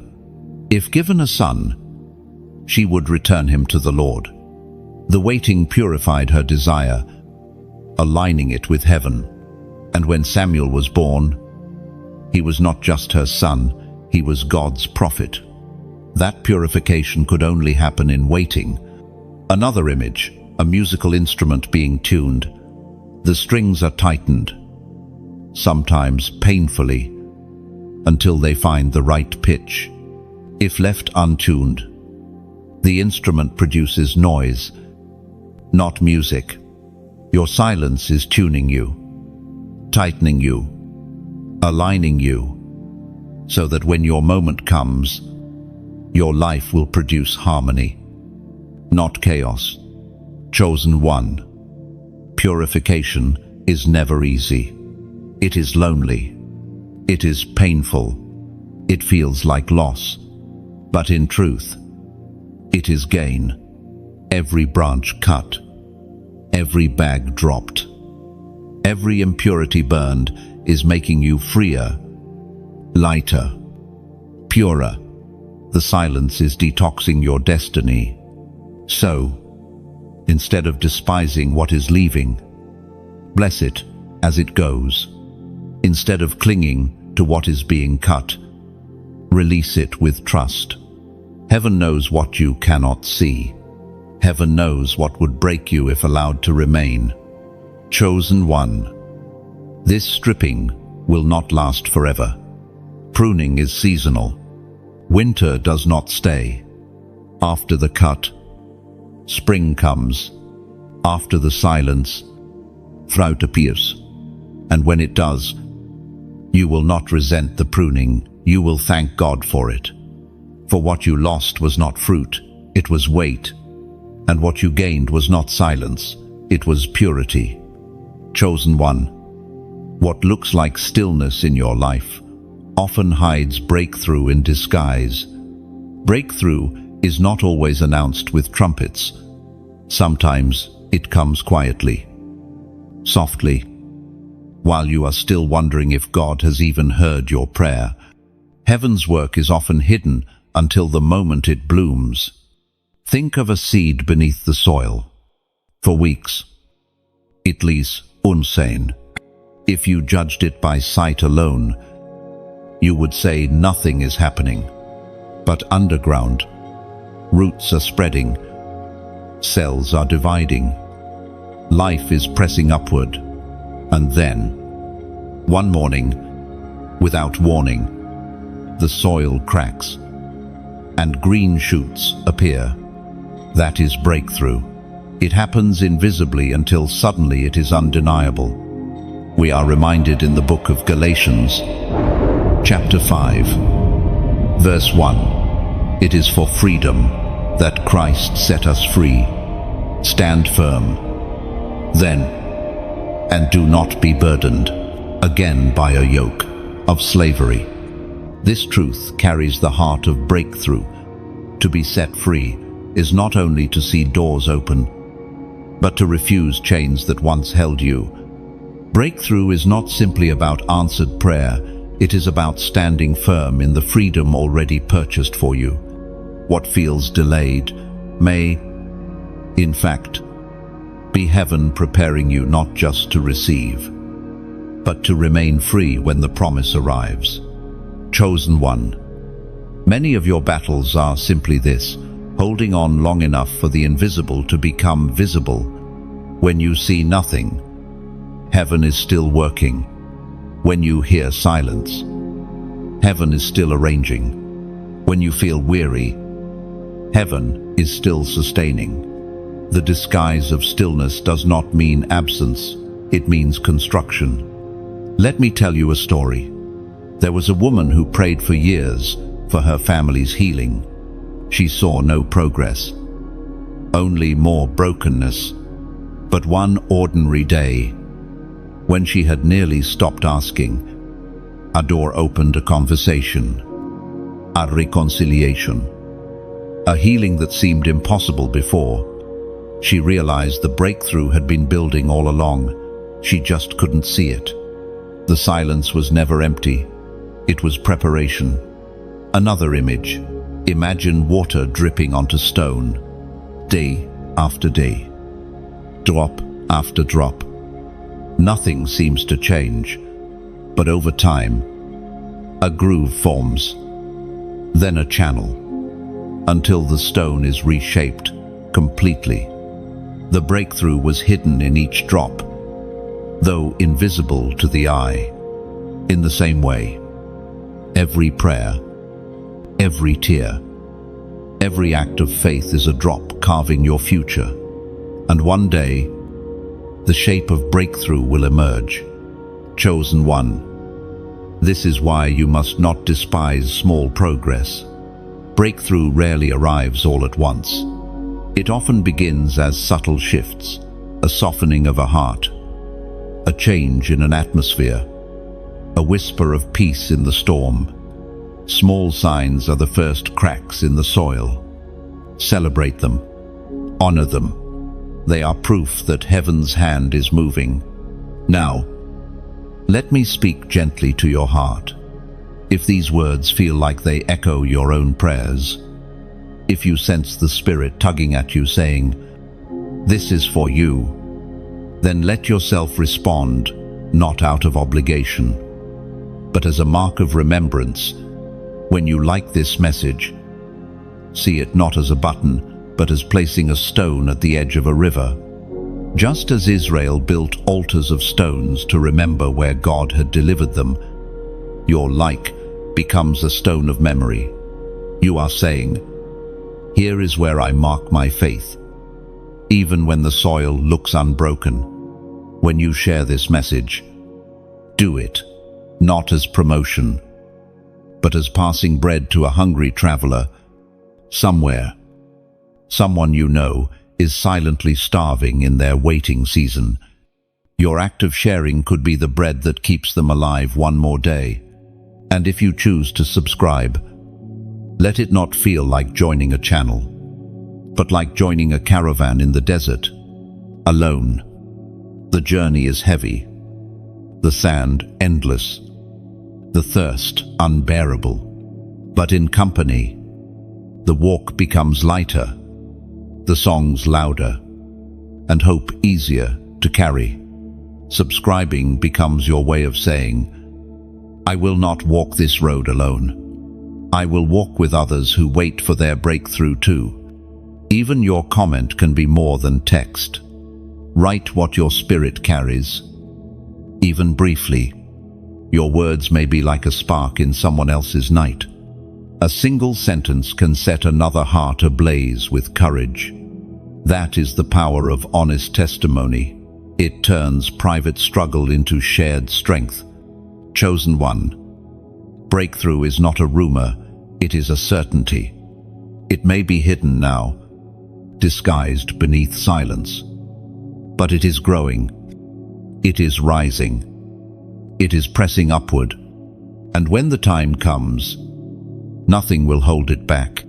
So, wait well. Hold steady. Believe fiercely. What looks like stillness today is simply the disguise of tomorrow's unveiling. And when your breakthrough comes, it will come not as a trickle, but as a flood, sudden, unstoppable, undeniable. Chosen one. Hear this. Breakthrough is not only about doors opening, but also about chains falling. Many pray for new opportunities, yet forget that true freedom means you cannot be dragged back into old prisons. That is why the scripture says, stand firm. Breakthrough is not fragile, it is strength rooted in heaven's decree. Think of a bird once trapped in a cage. The moment the door is opened, freedom is given. But if the bird refuses to fly, the breakthrough is wasted. You are not meant to sit at the edge of your open door. You are meant to spread your wings. Breakthrough is not just release, it is motion. It is stepping into the wide sky prepared for you. And heaven will not simply open doors, it will also give you the courage to walk through them. So lift your eyes. Stand firm. Breakthrough is not only coming, it is already here, unfolding one quiet crack in the soil at a time. Chosen one. There is something profound about the silence you are asked to endure. It is not simply the absence of answers, but the space where character is formed. Destiny is not only about the place you arrive, but the person you become along the way. Without silence, without waiting, without the unexplainable stretches of emptiness, your character would remain shallow, fragile, easily swayed by pressure. In silence, you are taught endurance. In silence, you learn integrity, the ability to stand for what is right when no one is watching.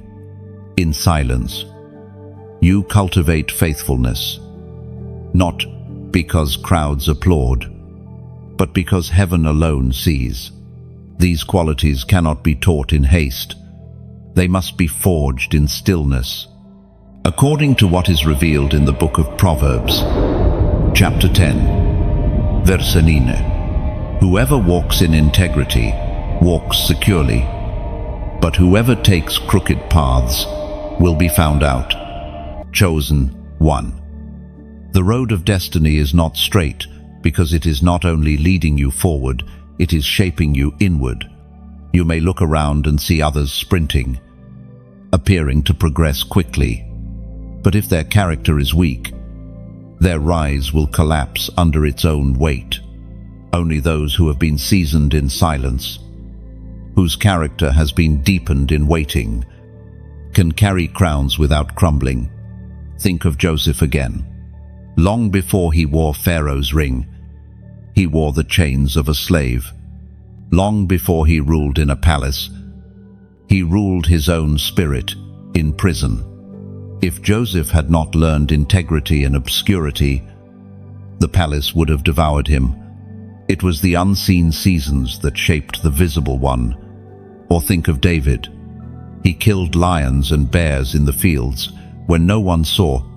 That integrity prepared him for the day when he faced Goliath in public. The giant did not fall because of one sling. The giant fell because of years of hidden training. That is what silence accomplishes. It arms you for battles not yet seen. Let me give you an image. Imagine a violinist practicing in an empty hall. No audience, no applause, only repetition. The sound echoes in solitude. To the untrained ear, it may seem meaningless, but when the concert comes, the beauty of the performance is born out of those silent hours of unseen practice. That is your life. The concert is coming, but the practice must be endured. Another image. Think of a tree whose roots dig silently into the earth. Storms do not reveal strength. They test what was already formed underground. If roots are shallow, the tree falls. If roots are deep, the storm cannot move it. Your character, formed in silence, is your root system. It will hold you when the winds of destiny blow strong. Chosen one.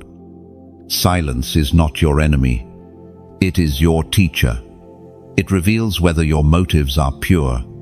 It asks, do you serve because of recognition or because of obedience? Do you love only when rewarded or when unseen? Do you persist only when celebrated or when forgotten? Silence strips away performance and reveals authenticity. This is why chosen ones often walk lonely roads, not because they are abandoned, but because heaven is cultivating authenticity in the absence of applause. The greater your calling, the deeper the silence required. Only those trained in hiddenness can withstand exposure. Consider Moses, 40 years in the desert, tending sheep in silence, before leading a nation. To many, it looked like failure. To heaven, it was formation. The shepherd's staff he carried in obscurity became the instrument of miracles before Pharaoh. Without the silent desert, there would be no Red Sea parted. Or Esther, before she became queen, she endured years of preparation in silence. Oils, spices, treatments, details, no one celebrated. Yet those silent years prepared her to stand boldly before a king and save her people. Chosen one. The silence is not wasting you. It is weaving you. It is pressing patience into your bones, humility into your heart, and strength into your spirit. When the unveiling comes, you will not only carry destiny, you will carry the weight of character strong enough to sustain it. Let me tell you of a man named Elias. He dreamed of building something great for God, but found himself in years of unnoticed work, quiet service in a small place. No stage, no spotlight. He often questioned if he had been forgotten. Yet, in that silence, he learned integrity, compassion, and endurance. Years later, when opportunity came, he realized the silence had been his greatest training. Without it, he would have squandered the weight of responsibility. Chosen one. That is your story too. What you call forgotten is actually formation. What you call delay is actually deepening. You are not wasting time. You are being prepared for a time that will demand all you have learned in silence. This is why silence is holy. It is not absence, it is presence in disguise. Heaven does its deepest work when you feel least seen. And though you may not notice, you are changing. Each day in silence, you are becoming stronger, steadier, more aligned with the weight of destiny. One day, the silence will break. The doors will open. The crowd will gather. The moment will come, and you will stand not as one who stumbled into opportunity, but as one who was shaped for it. The silence will no longer feel like waste. It will feel like the foundation that kept you steady. Chosen one. Embrace the silence. Trust its work. Yield to its chiseling. Let it mold you into someone whose integrity cannot be shaken, whose faith cannot be silenced, whose destiny cannot be stolen. The silence is your ally.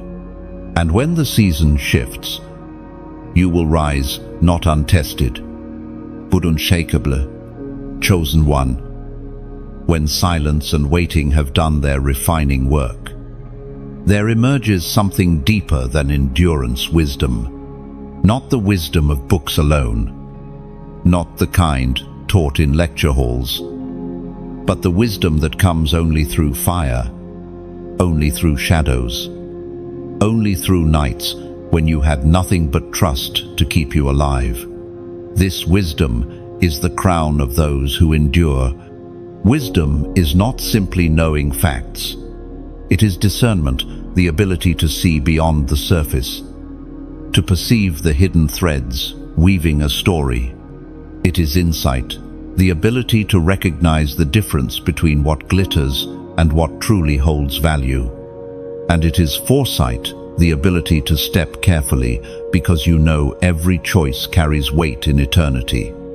As written in the book of James, chapter 3, verse 17, "But the wisdom that comes from heaven is first of all pure, then peace, loving, considerate, submissive, full of mercy and good fruit, impartial and sincere, and chosen one."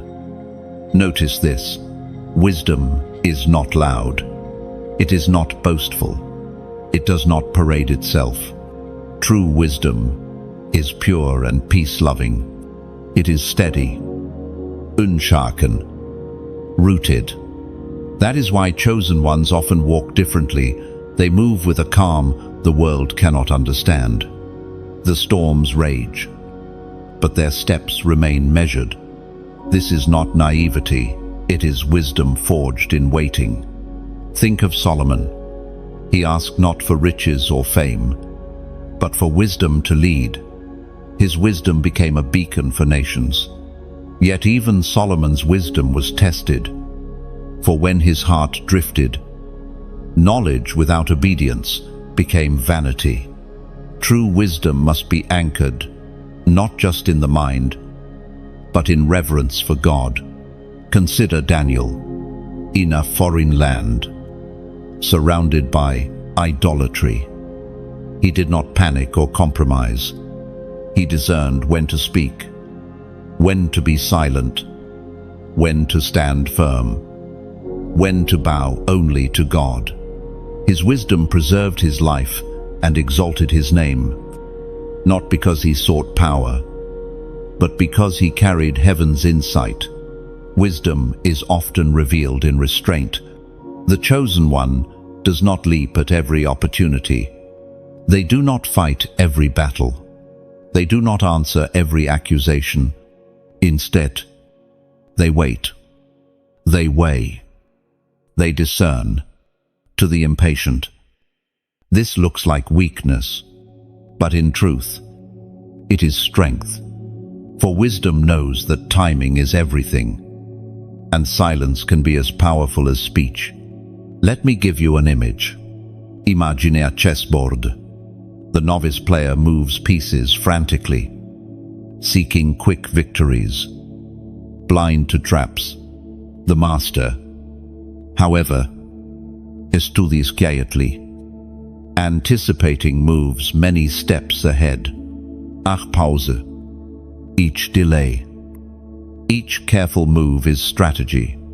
That is wisdom, the art of seeing beyond the immediate into the inevitable. Another image. Think of a gardener. When weeds spring up, a novice yanks them hastily, sometimes tearing the roots of the good plants as well. But the wise gardener waits for the right time, pulling gently, removing without harming. That patience, that care, is wisdom in action. Chosen one. Wisdom also teaches you how to carry authority. Many rise quickly, fueled by talent or opportunity, but without wisdom, Authority becomes tyranny. Wisdom tempers power. It teaches you to lead with mercy, to guide with humility, to correct with gentleness.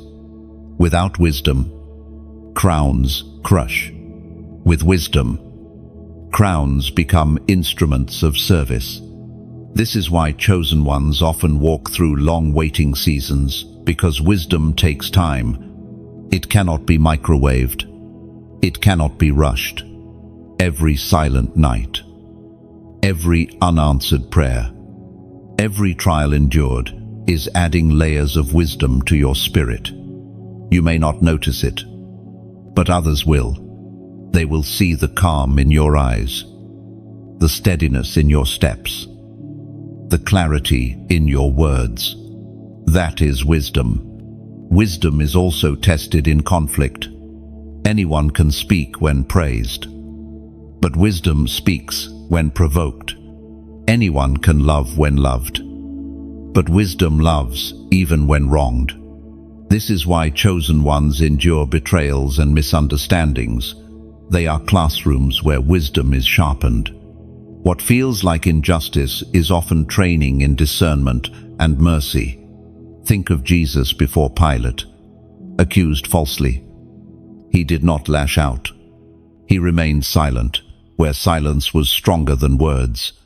That restraint was wisdom, and it fulfilled prophecy, proving that wisdom is not always about speaking more, but about speaking rightly or not at all. Let me tell you a story. A man named Elias worked in a place where others mocked his patience, laughed at his restraint. They called him weak for not rushing into every quarrel. Years later, when conflict broke out, it was Elias they turned to for counsel. His wisdom, forged in silence, became the anchor for many. The same restraint once mocked became the strength others depended on. Chosen one, that is your path too. The silence is growing wisdom in you, and soon others will recognize it. They may not understand now. They may mock your waiting, misread your patience, but the day will come when your wisdom will be sought, when your calm will steady storms, when your insight will guide others through chaos. Do not despise this gift. Wisdom is more precious than silver, more lasting than gold. Riches fade, strength wanes, but wisdom sustains for generations. Your children, your community, your legacy will be blessed because you endured silence long enough to receive wisdom. Another image. Think of a lighthouse. It does not move with the waves. It stands steady, shining its beam through storm and darkness. Ships do not ask the lighthouse to follow them. They adjust their course to its light. That is wisdom. You will not need to chase recognition. Wisdom will cause others to find you, to seek your counsel, to align with the light you carry. Wisdom is also a shield. It guards you from traps the enemy sets. It whispers caution when temptation calls. It slows your steps when haste would lead to ruin. Many fall not because they are weak, but because they lacked wisdom. You, chosen one, are being armed with it. Every delay, every season of stillness is heaven placing wisdom into your spirit like arrows into a quiver. So hold on to this. Wisdom is your crown. It is the invisible treasure being built in silence. And when your unveiling comes, you will not simply rise with opportunity, you will rise with insight. And that will make you unstoppable. Chosen one. One of the clearest ways heaven reassures you in the waiting is through numbers that appear again and again, not as random coincidence, but as sacred rhythm. You may think of them as patterns, but in truth, they are divine signatures left along your path. Each number carries a message, and when it repeats, heaven is underscoring that truth for you. The world dismisses this as chance, but the chosen know there are no accidents in the language of eternity. 3 has always spoken of resurrection and divine wholeness. 7 of completion and fulfillment. 12 of order and governance. 40 of testing and transition. Each time these numbers appear in your journey, they are more than mathematics. They are a voice. Heaven speaks clearly through the words in Deuteronomy, chapter 31, verse 6. Be strong and courageous. Do not be afraid or terrified because of them. For the Lord your God goes with you. He will never leave you nor forsake you. Chosen one. Even this verse carries its own number, 31. 6. To the natural eye, it is just chapter and verse. To the spiritual eye, it is reminder, your days are counted, your courage is measured, and your life is marked with precision. Think of Gideon, when called, doubted, asking for signs. Heaven did not rebuke him. Instead, confirmation came again and again, even down to the number of men left in his army, reduced from thousands to 300. That number was not random, it was alignment. 300 was the exact measure needed for glory to belong to God, not man. Chosen one. Heaven is just as precise in your story. Every repetition you notice, every number that follows you, is not meaningless. It is heaven's way of saying, you are still in alignment. Do not fear. Let me give you an image. Imagine you are walking through a desert. The sand stretches endlessly, and thirst presses hard. Suddenly, you find stones arranged into markers, pointing you forward. Without them, you would wander. With them, you know you are not lost. Numbers are those markers. They are heaven's reminders that your journey, though dry, is still guided. Another image. Think of a clock tower in the center of a city. Each hour, the bells toll, reminding everyone that time is still moving. Even if clouds hide the sun, prophetic numbers are like those tolls. They remind you that destiny is still unfolding, even when your eyes see nothing. Now, I ask you to join in a prophetic act. Today, comment the number 222 below. This is not a charm, it is a declaration. 2 speaks of covenant, agreement, and partnership. When written 3 times, it emphasizes perfect alignment between heaven and earth, between God's will and your steps. By writing 222, you are declaring, I walk in agreement with heaven's timing. I do not force my own way. I trust the covenant that secures my destiny.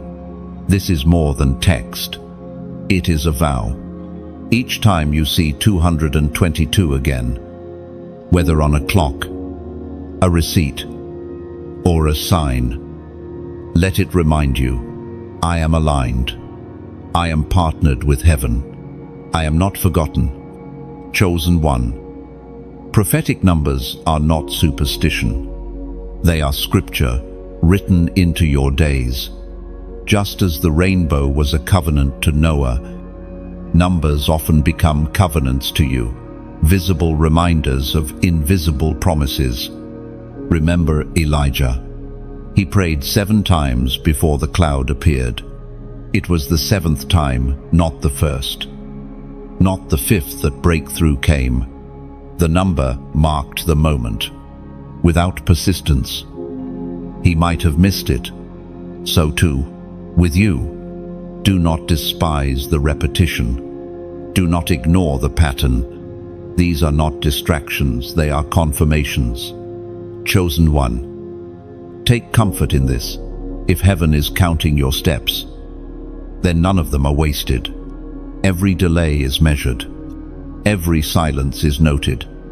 Every season has a number attached to it.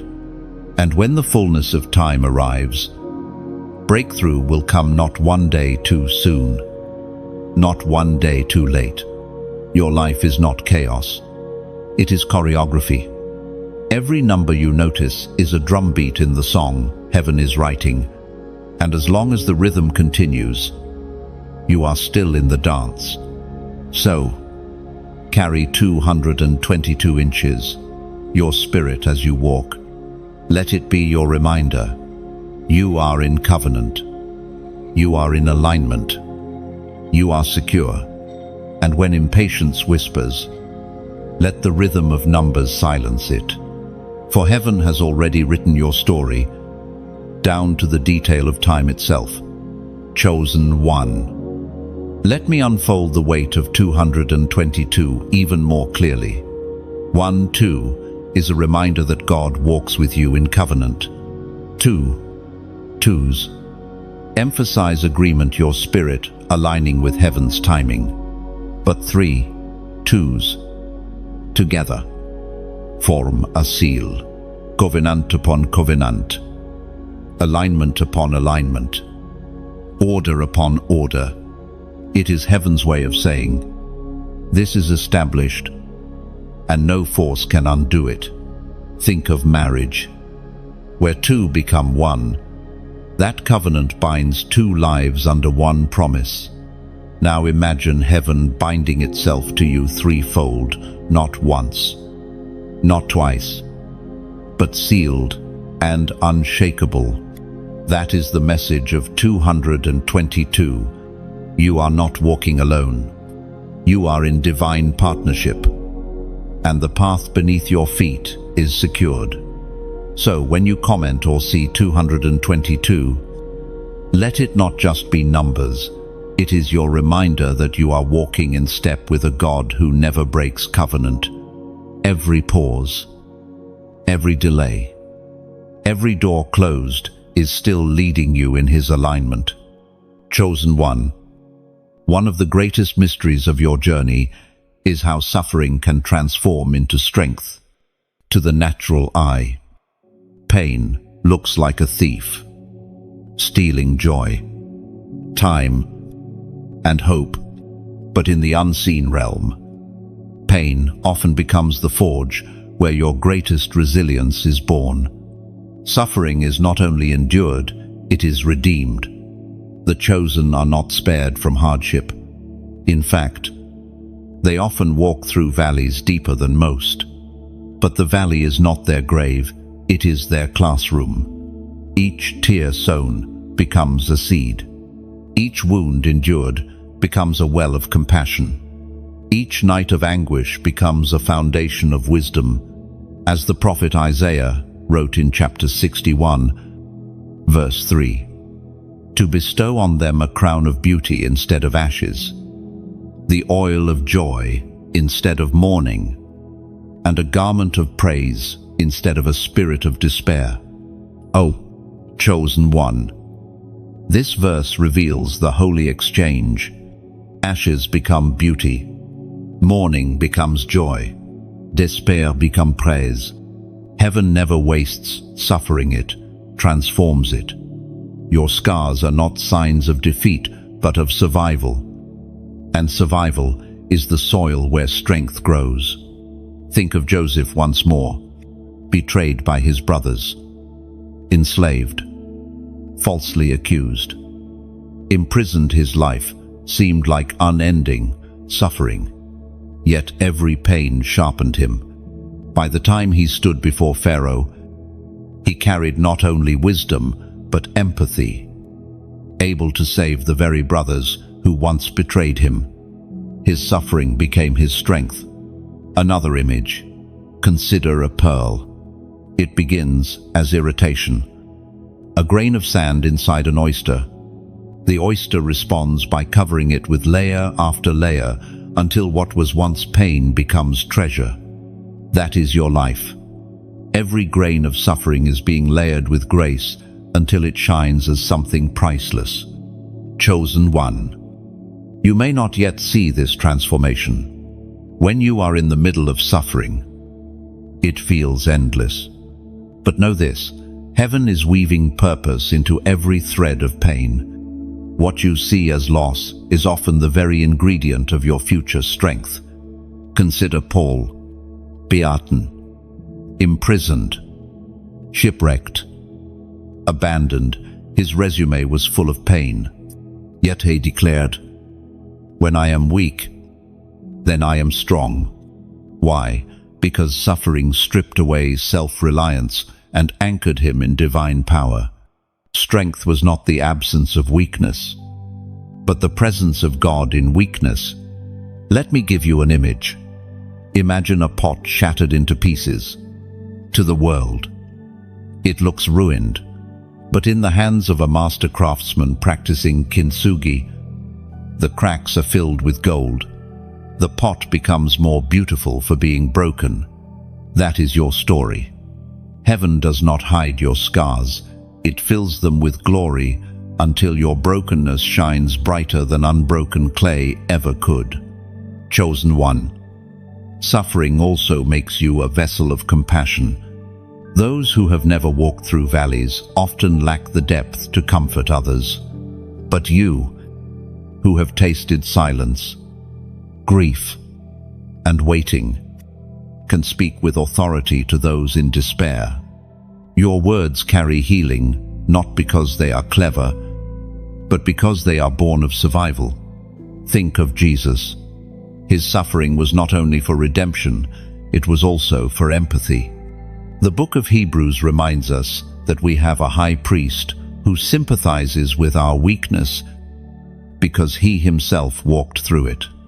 In the same way, your suffering equips you to walk alongside others with understanding, not judgment. Chosen one. Pain also prepares you for endurance. Those who have never faced storms crumble when winds rise, but those who have endured storm after storm stand like oak trees, rooted deep. Your suffering is digging roots. It may feel like breaking, but it is building. Let me tell you the story of Maria. For years, she carried illness in her body, weakness in her bones. Many saw her as fragile, yet her spirit grew unshakable. She learned to encourage others, even when she herself felt pain. In time, her resilience became her testimony. People did not come to her for answers, but for presence. The calm strength she carried because of her suffering. That is what heaven does. It transforms pain into presence. Chosen one. Hear this. Your suffering does not disqualify you, it qualifies you. The weight you carry is the proof of the crown being prepared. Every night you endured without giving up. Every prayer whispered through tears. Every step taken when you felt you could not walk further. All of it is shaping you into someone unshakable. This is why chosen ones often look different when their unveiling comes. Their eyes carry depth. Their voice carries authority. Their presence carries peace. It is not because they had an easy road, it is because they survived a hard one. People may see the crown, but only you and heaven know the cost of it. Another image, think of coal under pressure. For years, it looks ordinary, overlooked, but under great weight, under intense pressure, it becomes diamond. Your suffering is that pressure. It is turning you from ordinary into extraordinary, from fragile into unbreakable. Chosen one. Suffering is never wasted in the hands of God. It becomes the very thing that shapes you, strengthens you, and equips you for destiny. You may not yet understand the why, But one day you will. You will look back and say, if not for that valley, I would not carry this strength. If not for that fire, I would not shine this way. So do not despise your suffering. Do not curse the nights of tears.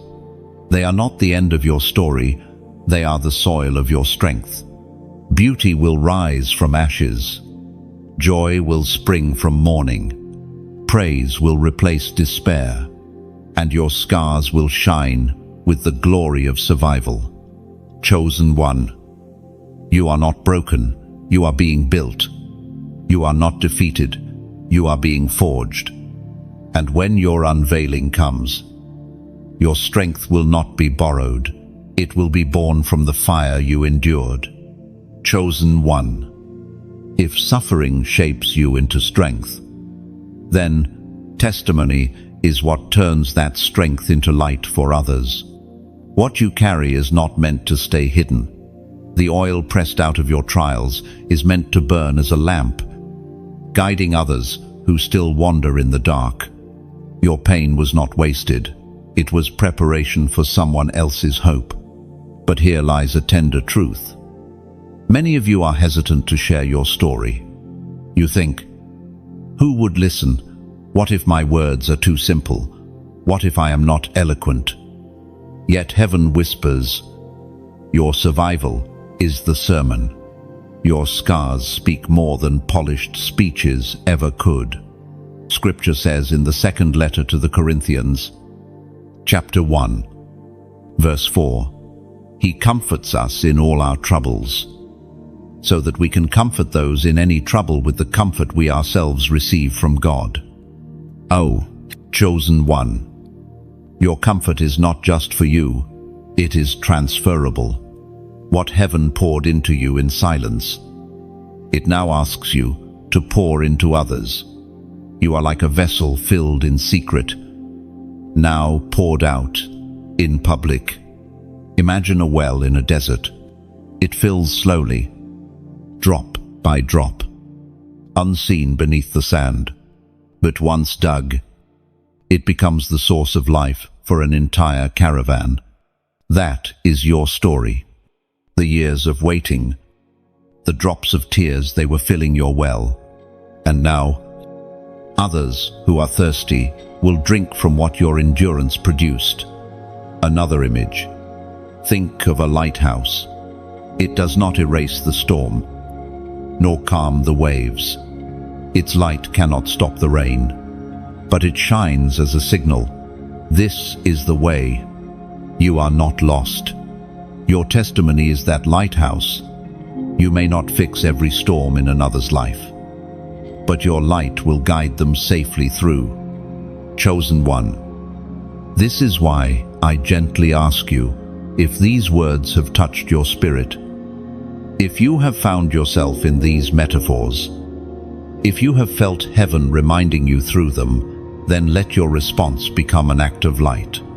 When you like this message, see it not as a click, but as lighting a candle. Each like becomes another flame in the dark, and together they shine brighter for others who stumble into this space, weary and hopeless. When you share this message, picture yourself handing a compass to a traveler lost in the fog. Your simple act of sharing might become the exact direction someone else needs to hear today. You will never fully know how far one act of obedience can ripple, but heaven does. And if you subscribe, do it not for routine, but as joining a fire circle in the wilderness, alone. Your flame can flicker, but gathered with others, flames combine into a steady blaze that keeps the cold at bay. Subscribing is not about following, it is about choosing community, so that no chosen one has to walk the wilderness alone. Even your words matter. If you feel led, leave a comment. Think of it as carving your initials into a tree along the path of destiny, so that when another traveler walks by, they see, someone was here before me. Someone endured this stretch. I am not the only one. Even a short word can become a signpost of hope. Chosen one. This is not obligation, it is invitation. Like, share, subscribe, comment. These are not duties, they are metaphors for spreading light, for marking the path, for linking arms. They are ways of saying, we are chosen, and we walk this together. Let me tell you a story. There was a young man who felt completely alone in his waiting. He stumbled on a message online, much like this one. At first, he only read quietly, but then, seeing others respond, seeing their words, he realized he was not alone. He added his small comment, and later, another person replied, saying it gave them courage. That moment reminded him, community is created not by grand gestures, but by simple acts of connection. Another image, think of embers in a fire. Separated, each ember cools and dies, but gathered together, they reignite one another.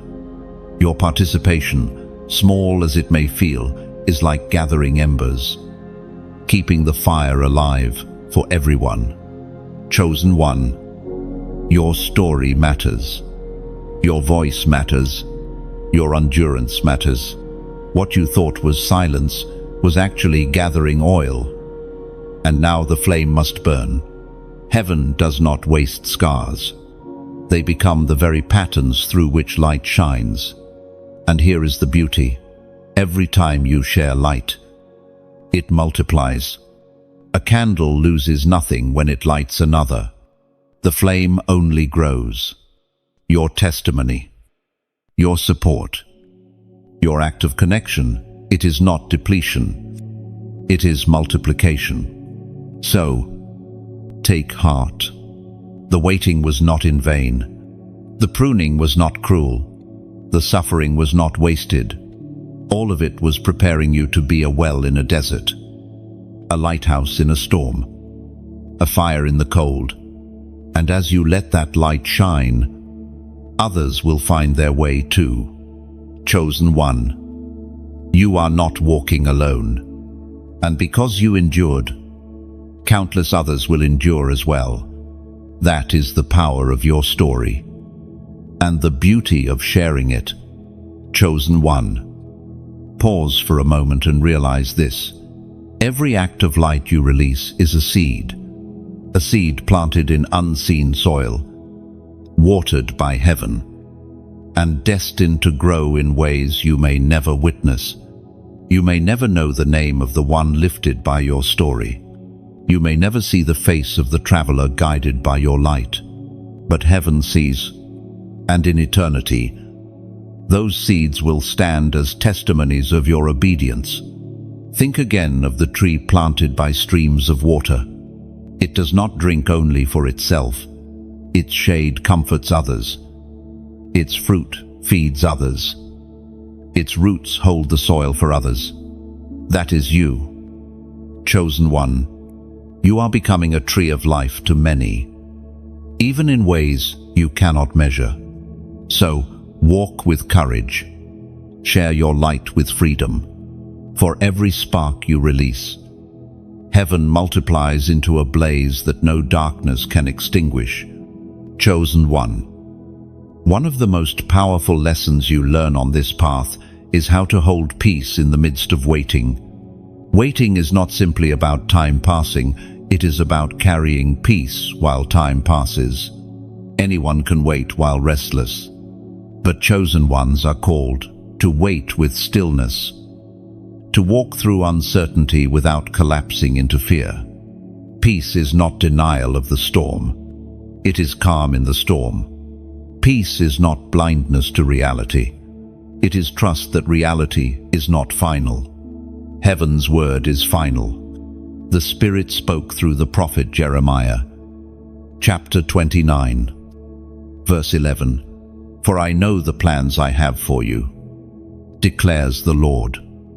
Plans to prosper you and not to harm you. Plans to give you hope and a future. Endure, chosen one. This verse is more than comfort. It is strategy. If God Himself declares He has a plan for you, then fear of being lost is an illusion. Anxiety whispers that you are wandering aimlessly. But heaven declares, you are held by a plan greater than you can see. Imagine a river winding through mountains. To the traveler on its banks, it may look aimless, twisting, turning, doubling back.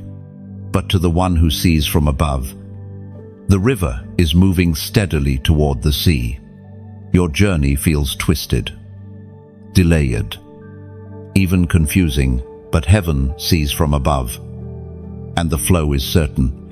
Another image. Picture a seed in soil. The darkness is complete, the silence heavy, but the seed is not afraid, because it was made for this process.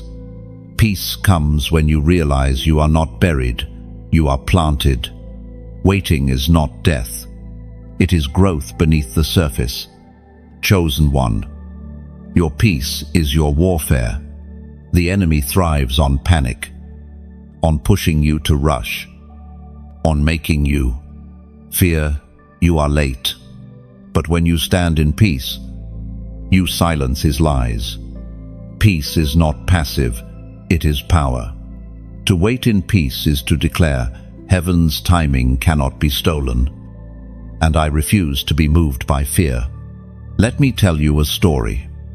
There was a woman named Ruth, an ordinary woman, not the one in Scripture who prayed for years for direction in her career. She wrestled with anxiety, comparing herself to others, fearing she was missing her chance. One day, during prayer, she felt a stillness wash over her, a peace that whispered, "You are not behind. You are right on time." That peace did not answer every detail, but it steadied her heart.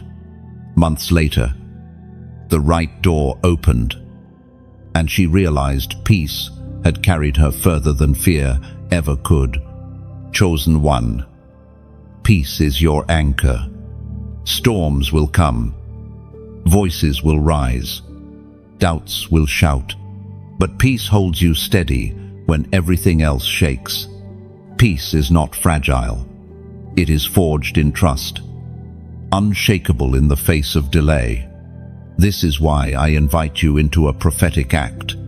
Write in the comments these words, "Peace carries me." 3 simple words, yet they are declaration and weapon. When you write, "Peace carries me," you are not just posting text, you are proclaiming alignment. You are telling your heart, "I refuse to be dragged by panic. I refuse to be defined by anxiety. I choose peace as my guide."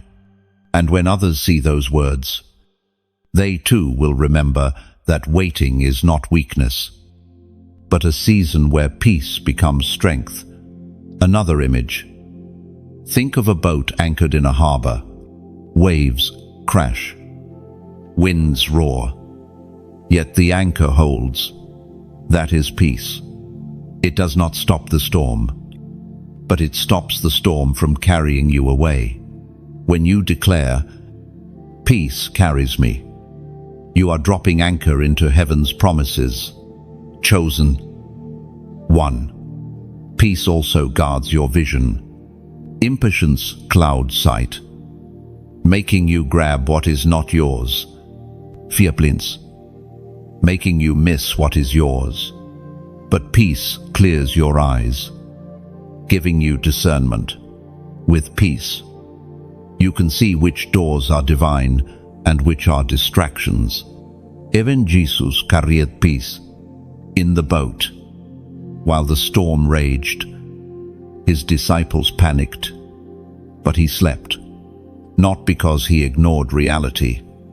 but because he knew the storm could not end what heaven had decreed. And when the time came, he spoke, "Peace, be still." That same authority now rests in you. So, when your heart races, when panic rises, speak your own. Storm into stillness. Whisper, "Peace carries me." Repeat it until the lie of delay loses its grip. Declare it until your spirit remembers the truth. You are not lost, not forgotten, not late. You are planted, anchored, guided, chosen one. Peace is not the absence of struggle, it is the presence of trust. And every time you choose peace, you resist fear. You defy the enemy. You align with destiny. Hold on to this. The same God who numbers your steps also guards your peace. And he will not allow the storm to steal what he has promised. So walk in calmness. Rest in trust. Declare with confidence, "Peace carries me." And let that truth carry you through every silence, every delay, every twist of the path, until the day your breakthrough shines in full light. Chosen one.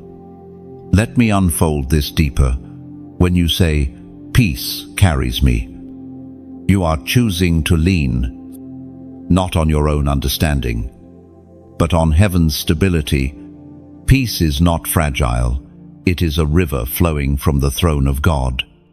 Rivers do not panic. They move with certainty, carving valleys, shaping landscapes, reaching seas. In the same way, peace shapes you while you wait. Do not mistake quiet for emptiness. Quiet is the womb of transformation. Seeds do not scream while they grow. Roots do not shout while they deepen. Yet both are moving with silent certainty. That is peace movement that does not need noise to prove itself. So, chosen one, whenever you feel restless, remind yourself, peace is not something I fight to hold, it is something that holds me. And the moment you step into that truth, anxiety loses power, and your waiting becomes holy ground. Chosen one. There is a sacred thread that runs through every waiting season. Trust. Without trust, waiting becomes torment. With trust, waiting becomes worship. Trust is not merely believing that something will happen, it is resting in the character of the one who holds your future. Trust is deeper than hope. Hope looks ahead to what is possible. Trust rests now in what is certain. Hope says, "It will come." Trust says, "Even if I do not see it yet, I am safe in his hands." As David wrote in the book of Psalms, chapter 56, verse 3, "When I am afraid, I put my trust in you." This verse reveals the simplicity and the power of trust. It does not deny fear. Fear comes to all of us. But trust answers fear with surrender. Trust takes the trembling hand of anxiety and places it into the hand of God, saying, "Lead me even here." Chosen one. Trust is often tested when logic fails. When doors close that should have opened. When timelines stretch beyond reason. When silence echoes louder than promises. This is when trust becomes either brittle or unbreakable. Those who collapse in distrust see waiting as wasted, but those who lean into trust discover a hidden river of peace, flowing even in barren ground. Think of Abraham. He was promised descendants as numerous as the stars, yet his body aged, and Sarah's womb remained barren. Logic declared it impossible. But trust looked at the stars and believed the voice behind them. Abraham did not trust his own body. He trusted the one who created bodies. That trust made him the father of faith. Or consider Daniel in the lion's den. Logic said the night would be his last, yet he trusted not in his ability to fight, but in heaven's power to shut mouths. That trust turned a death sentence into a testimony. Trust often feels blind, but in truth, it sees more clearly than fear. Fear sees only circumstances. Trust sees the author behind them. Let me give you an image. Imagine a child learning to swim. The water feels threatening, the depth overwhelming, but the father's arms are steady. The child flails less, not because the water changes, but because trust grows. The water remains the same, but the presence of the Father makes survival certain. That is your waiting season. The waters have not vanished, but the Father's arms are underneath you. Another image. Think of a bridge covered in fog. You cannot see the other side, but you keep walking because you trust the architect who built it. Step by step, you move forward, not because visibility increases, but because confidence in the builder sustains you. Chosen one. Trust also teaches surrender. To trust means to release your grip on control. You may want to script your life, to know every detail. But heaven asks, will you trust me when you do not know? Will you still follow when the map is hidden? True trust is walking, even when clarity is absent. This is why chosen ones often live in paradox. They carry promises larger than themselves, yet walk through paths that contradict those promises. Joseph dreamed of ruling, yet found himself enslaved. David was anointed king, yet spent years in caves. The contradiction is not proof of abandonment. It is the crucible where trust is tested. Let me tell you a story. A man named Samuel worked tirelessly toward a dream career, believing it aligned with his calling. Repeatedly, doors closed, opportunities dissolved. Friends moved ahead while he remained behind.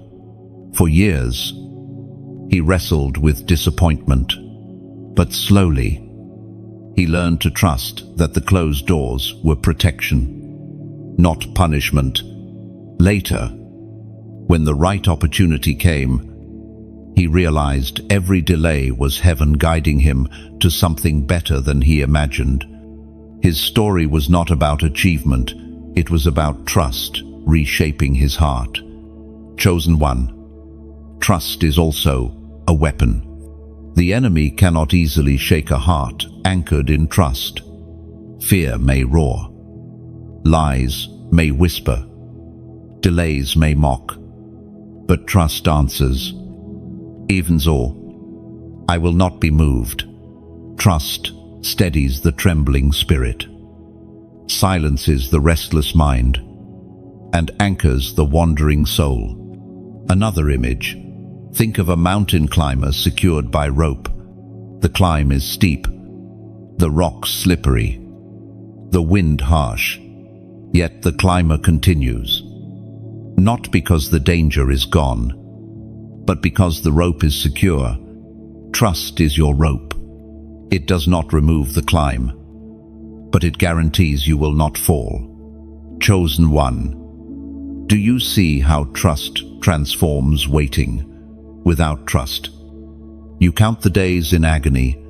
With trust, you count the days as preparation. Without trust, silence feels like abandonment. With trust, silence becomes intimacy. Without trust, delay feels like failure. With trust, delay feels like alignment. Trust also deepens intimacy with God. When you trust someone, you draw near to them. In trusting God, you learn His character, not just His gifts. You discover that he is faithful not because he answers quickly, but because he never abandons. You realize that his timing is not meant to torment you, but to protect you, chosen one. This intimacy is the greatest treasure of waiting. When the promise finally comes, you will carry not just the fulfillment, but the relationship that sustained you, and that relationship will be your true strength. So, trust, even when you do not understand. Trust when the road winds. Trust when the night is long. For trust is not fragile. It is the unshakable bridge between your present and your destiny.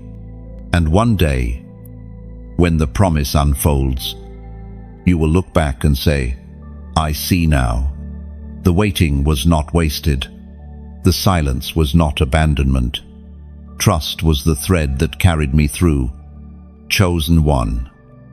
Every step of your journey has carried a theme that heaven whispers again and again: transformation.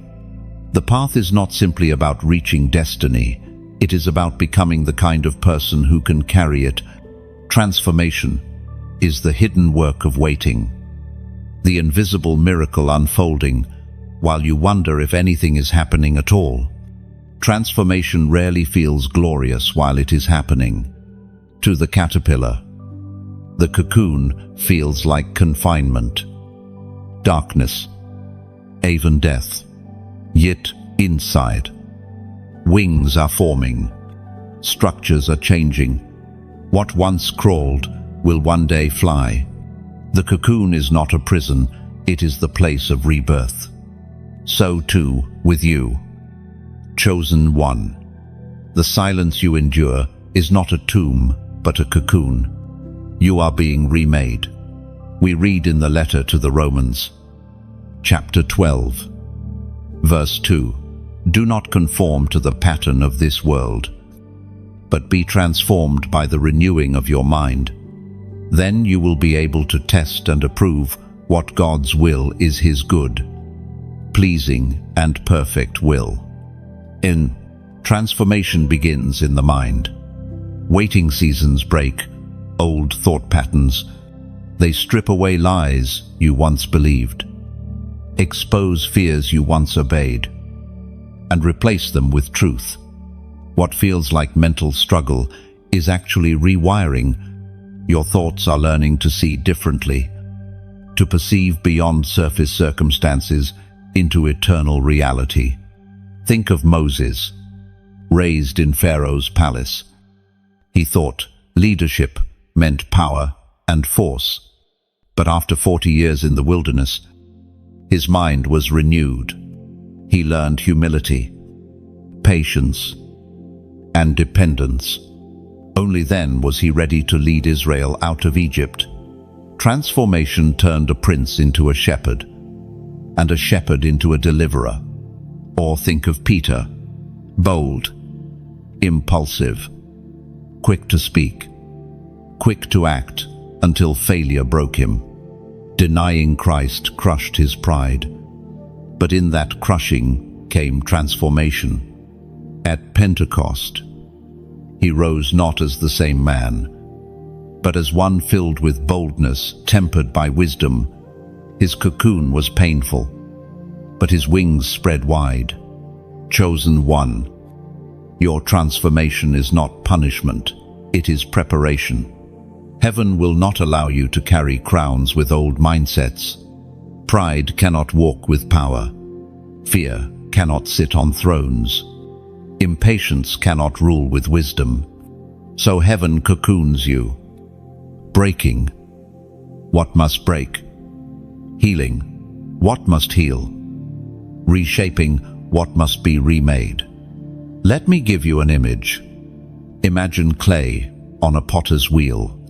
At first, it is shapeless, spinning endlessly, pressed and stretched under the potter's hand.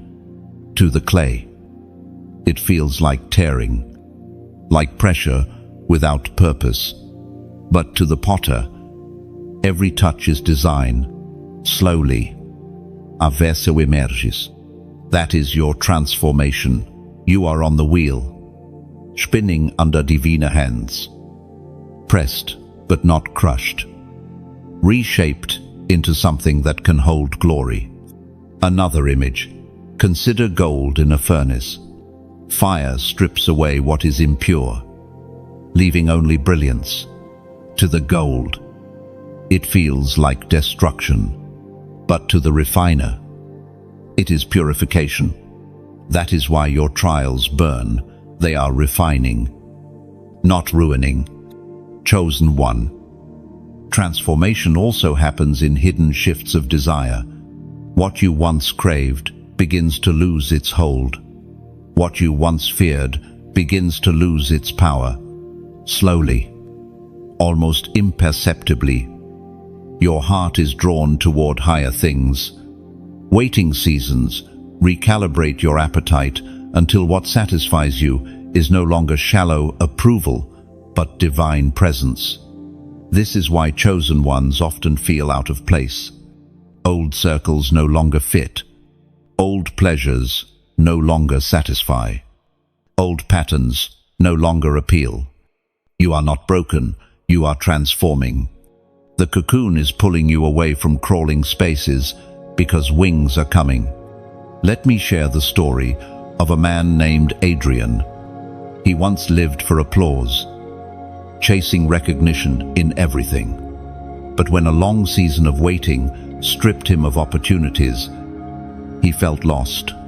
Slowly, he learned to live without applause, to find joy in serving unseen, to seek fulfillment in God alone. By the time new opportunities came, he no longer needed validation to stand strong. Transformation had freed him. Chosen one. This is your story too. Transformation is slow, but it is steady.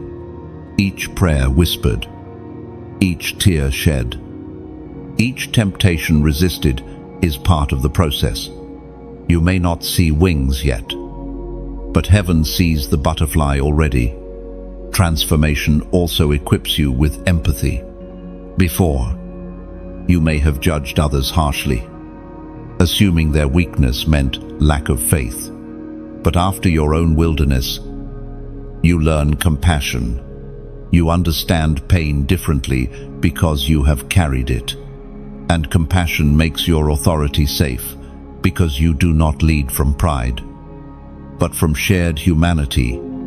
Another image. Think of a sword being forged. It is heated, hammered, cooled, over and over again. To the metal, it feels like violence, but to the smith, it is strength. A sword that has not been through the process will shatter in battle. A sword that has been forged will endure. You are that sword. Your transformation is not cruelty, it is craftsmanship. Chosen one. Transformation is not just about becoming different, it is about becoming new. Heaven does not patch your old life. It births something entirely fresh. What emerges from your cocoon will not crawl again, it will soar. Do not despise the cocoon. Do not fear the furnace. Do not resist the wheel. Transformation feels like breaking, but it is birthing. And when the process is complete, you will carry not only new strength, but new identity. One day, you will look back at the silence, the fire, the waiting, and you will realize, I am no longer who I was. I am not just stronger, I am new. That is the mystery of transformation. Chosen one. Heaven is not merely writing a story of survival in you. Heaven is writing a story of rebirth. And your transformation will not only change your destiny, it will change the destinies of those who witness your flight. Chosen one. As transformation deepens in you, heaven often gives a seal of confirmation through numbers, a rhythm written into your days.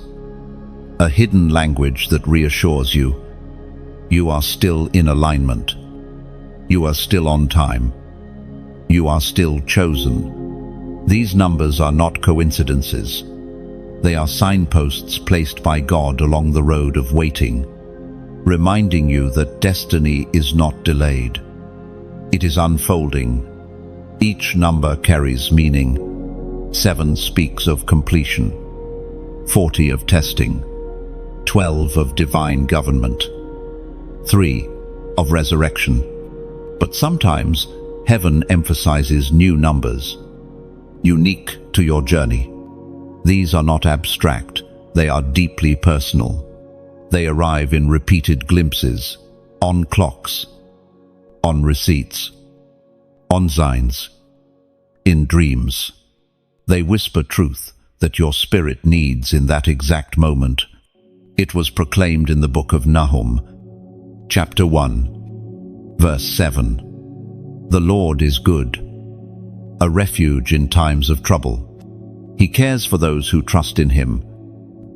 End of chosen one. Even here, the numbers matter.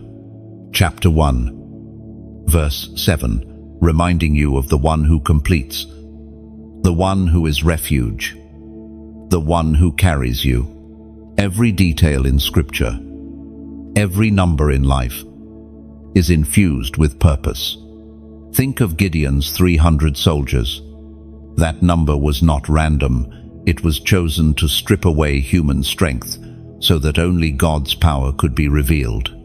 Think of Elijah's 7 dips in the Jordan before Naaman's skin was restored. The number marked the moment healing became visible. Think of Jesus, who rose on the 3rd day.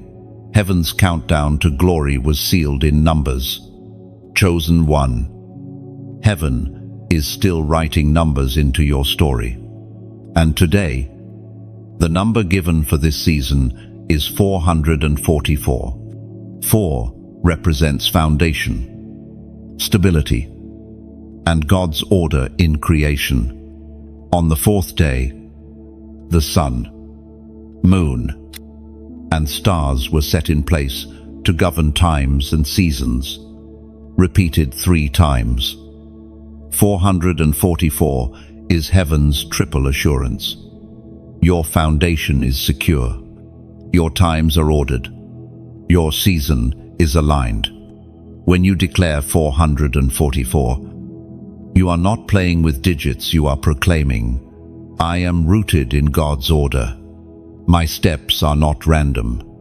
My destiny is built on unshakable ground. Let me give you an image. Imagine a house built on sand. At first, it looks beautiful, but when storms come, it collapses. Now imagine a house built on rock, layer by layer, carefully, patiently. It takes longer. It costs more. But when storms rise, it stands unmoved. That is the message of 444. You are not being built in haste, but on rock. Your foundation is taking time because it is being made storm-proof. Another image. Think of 4 corners anchoring a frame. Without all 4, the frame collapses. But with them, the picture is secure. Heaven is saying, your frame is set. Your life is held steady at every corner. What I began, I will sustain. Chosen one. Sometimes you fear your delays are proof of weakness, but 444 reminds you they are proof of foundations being laid. Skyscrapers take years to dig before they rise. The deeper the foundation, the higher the building. Heaven is digging you deep, so your rise will not crumble. Let me share a story.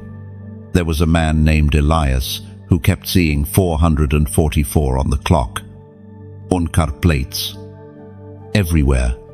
At first, he dismissed it as coincidence, but in prayer, he felt God whisper, I am establishing your steps. Months later, a major shift came in his life. And he realized every appearance of 444 was heaven's way of preparing him, saying, "Do not panic. Your foundation is secure. Chosen one." That is what heaven speaks to you now. You may feel unstable, anxious, shaken by silence.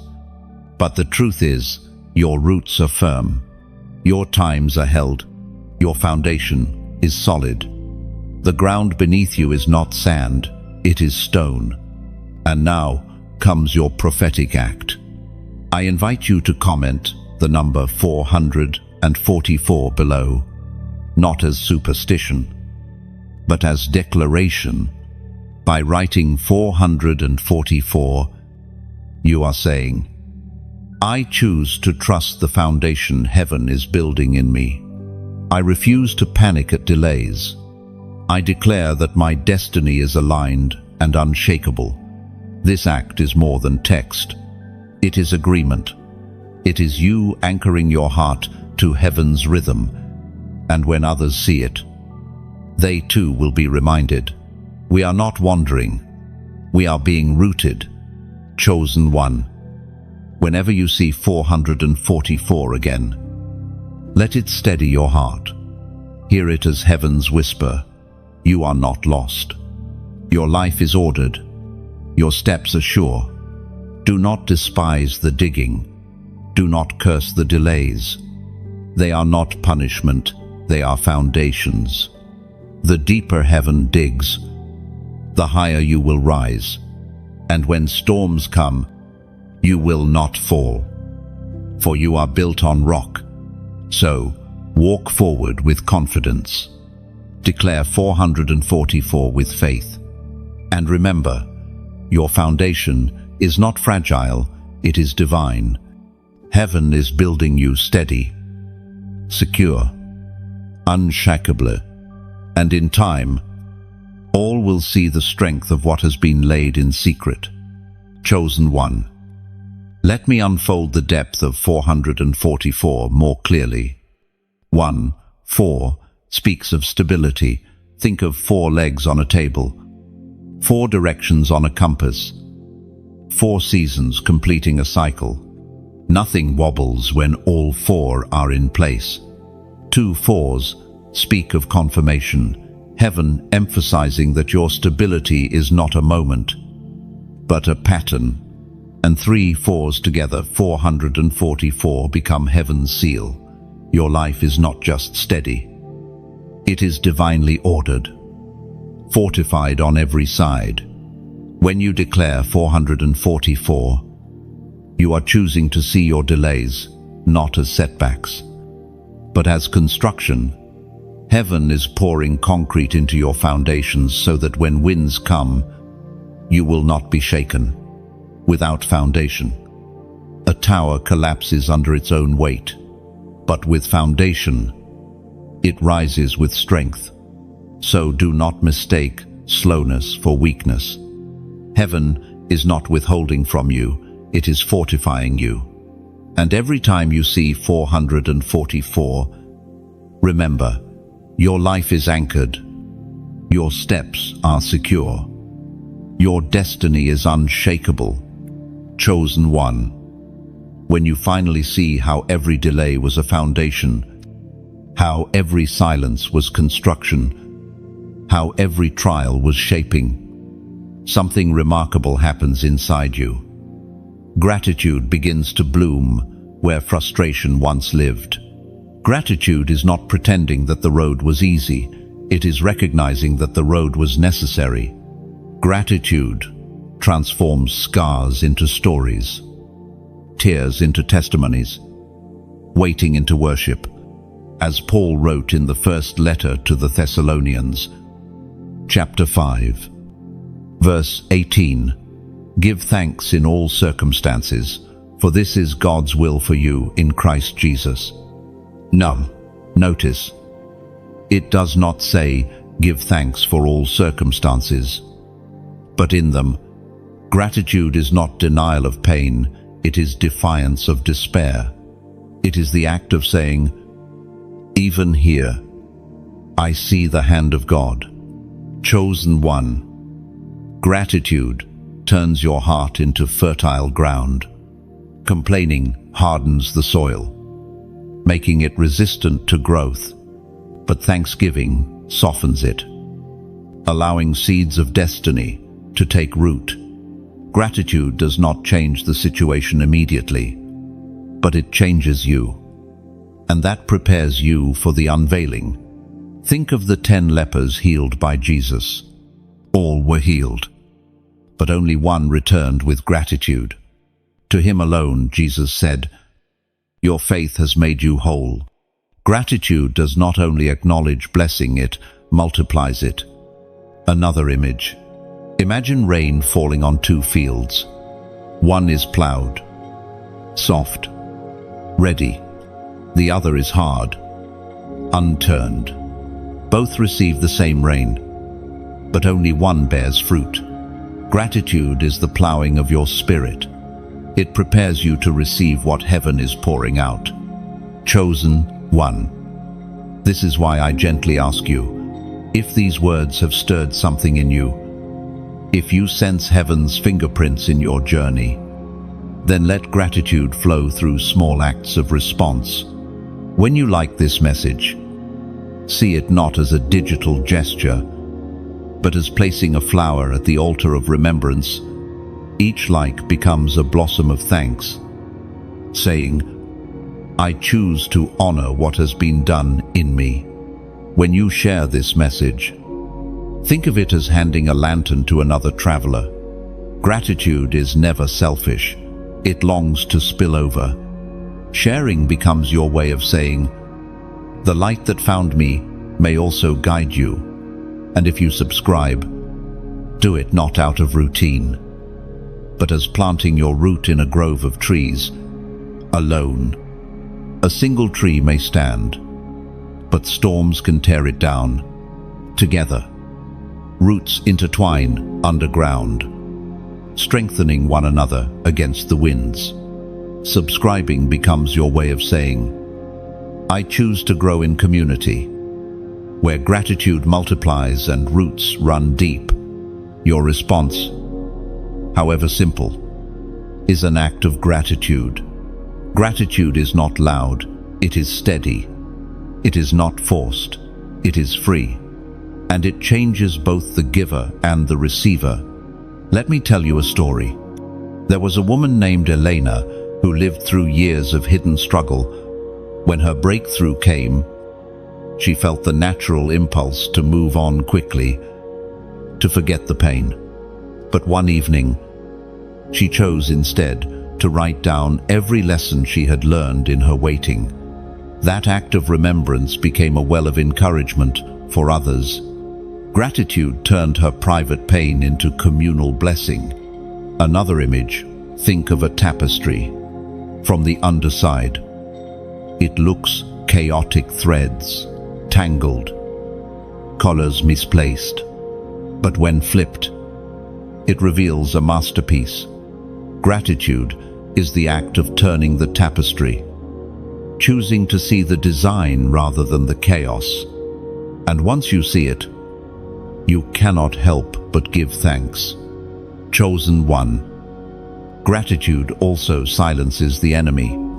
Complaints fuel his lies, but thanksgiving drowns them out. When you give thanks, you remind both heaven and hell that your faith is not fragile, it is anchored. Gratitude is spiritual warfare disguised as softness. Gratitude is also prophetic. When you thank God not only for what has been, but for what is still unseen, you are aligning with the future. You are declaring, "I trust so deeply that I thank you before I even see it." This kind of gratitude is not reaction, it is anticipation. Chosen one. Let gratitude become your rhythm. In the morning, whisper, "Thanks for breath." In the night, whisper, "Thanks for survival." In the silence, whisper, "Thanks for unseen progress." Each whisper is a stone of remembrance, building an altar in your heart. Now, pause and feel this. Heaven delights in your gratitude, not because it needs your praise, but because gratitude transforms you into someone ready to carry glory without pride. Gratitude bends crowns into worship, ensuring that the light always points back to the giver. So walk with thanksgiving, respond with gratitude. Let even your smallest acts, your likes, your shares, your subscriptions be offerings of remembrance, altars of thanks. And as you do, your heart will grow lighter, your path brighter, your destiny nearer. Chosen one. Gratitude is not the end of the journey, it is the song you sing as you step into destiny. And that song will echo long after you have passed through the valley, becoming a melody of hope for those still on their way. Chosen one. Gratitude is not something you reserve for mountaintops. It is the oil that keeps your lamp burning in the valley. When you practice it daily, you begin to see differently. Suddenly, delays feel less like punishment and more like protection. Closed doors feel less like rejection and more like redirection. Even your scars begin to shine, not as marks of defeat, but as proof that you survived. Think of a bird singing at dawn. The sky may still be dark, but the song announces that light is near. Gratitude is your dawn song. You don't wait for full daylight to sing. You sing because you know the sun is rising. So, every breath you take, every small victory you notice, every moment you endure, let it turn into thanks. Gratitude is the bridge between the pain you endured and the promise you are stepping into. And when you walk that bridge, joy will always meet you on the other side. Chosen one. If gratitude is the song that carries you through valleys, then resilience is the rhythm of your steps. You were not called merely to survive storms. You were called to endure them with strength that testifies of heaven's power within you. The resilience of a chosen one is not ordinary.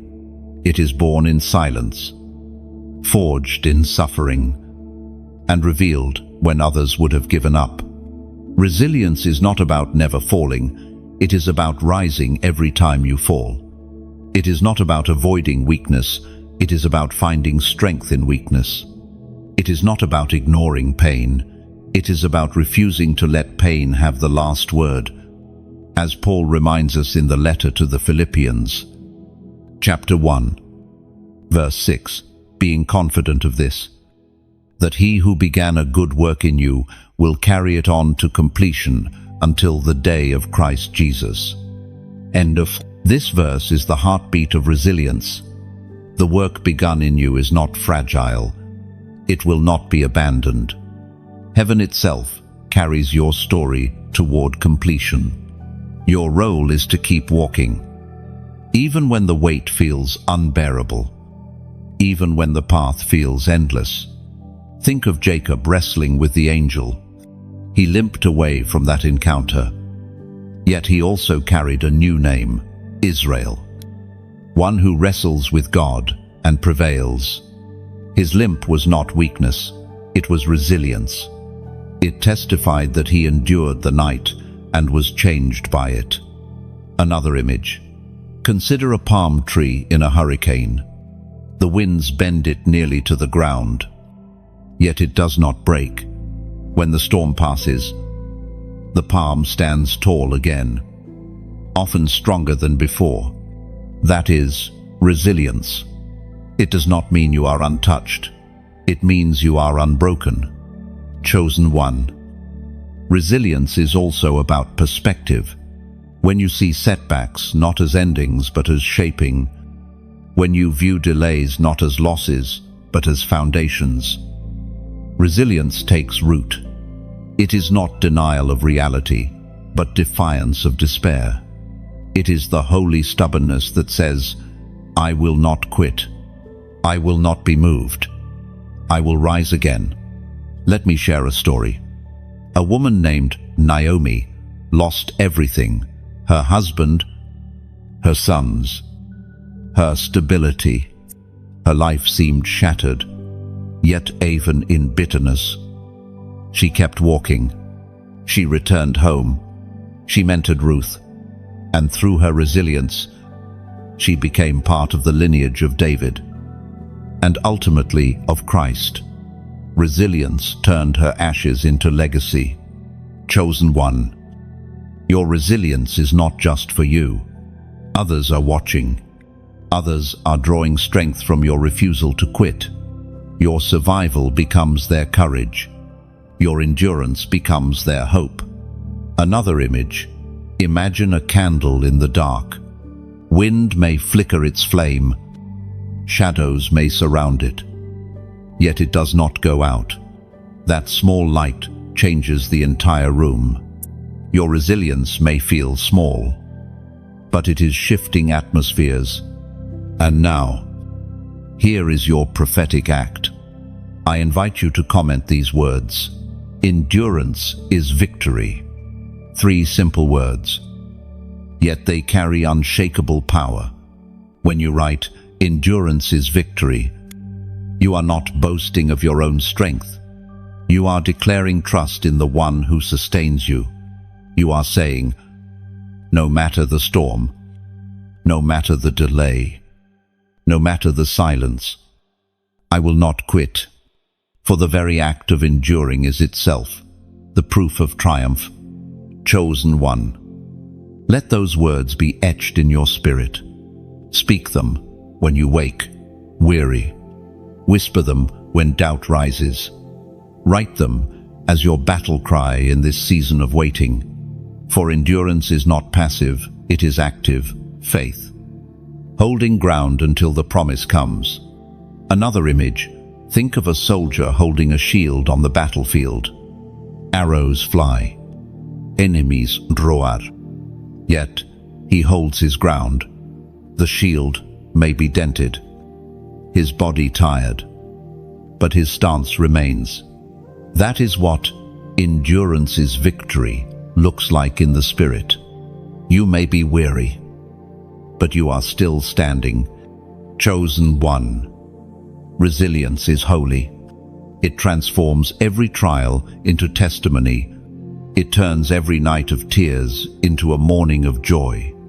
It carves strength into your bones and glory into your story. And when your unveiling comes, people will not only marvel at your breakthrough, they will honor the endurance that carried you there. So declare it boldly, endurance is victory. Let it be your vow, your anchor, your rhythm, and as you do, heaven will strengthen you to finish the race marked out for you.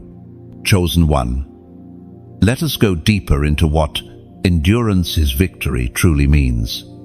Victory is often pictured as the end of the race, the crown placed on the head, the cheers of the crowd. But in heaven's eyes, victory is not only the finish line, it is each step that refuses to give up. Every time you rise after a fall, every time you keep praying when the answer tarries, every time you hold on to faith when doubt screams louder, these are victories. Endurance itself is triumph. Think of a runner in a marathon. Many sprint at the start, but it is not speed that wins. It is the steady rhythm of those who endure to the end. The medal is not only for the fastest, but for the one who does not quit. Heaven sees your perseverance in the same way. Each day you endure is another medal, another proof that the race is not in vain. Another image. Imagine a mountain climber gripping the rocks with weary hands. His body aches. The peak looks far, but he does not release his hold. That refusal is victory.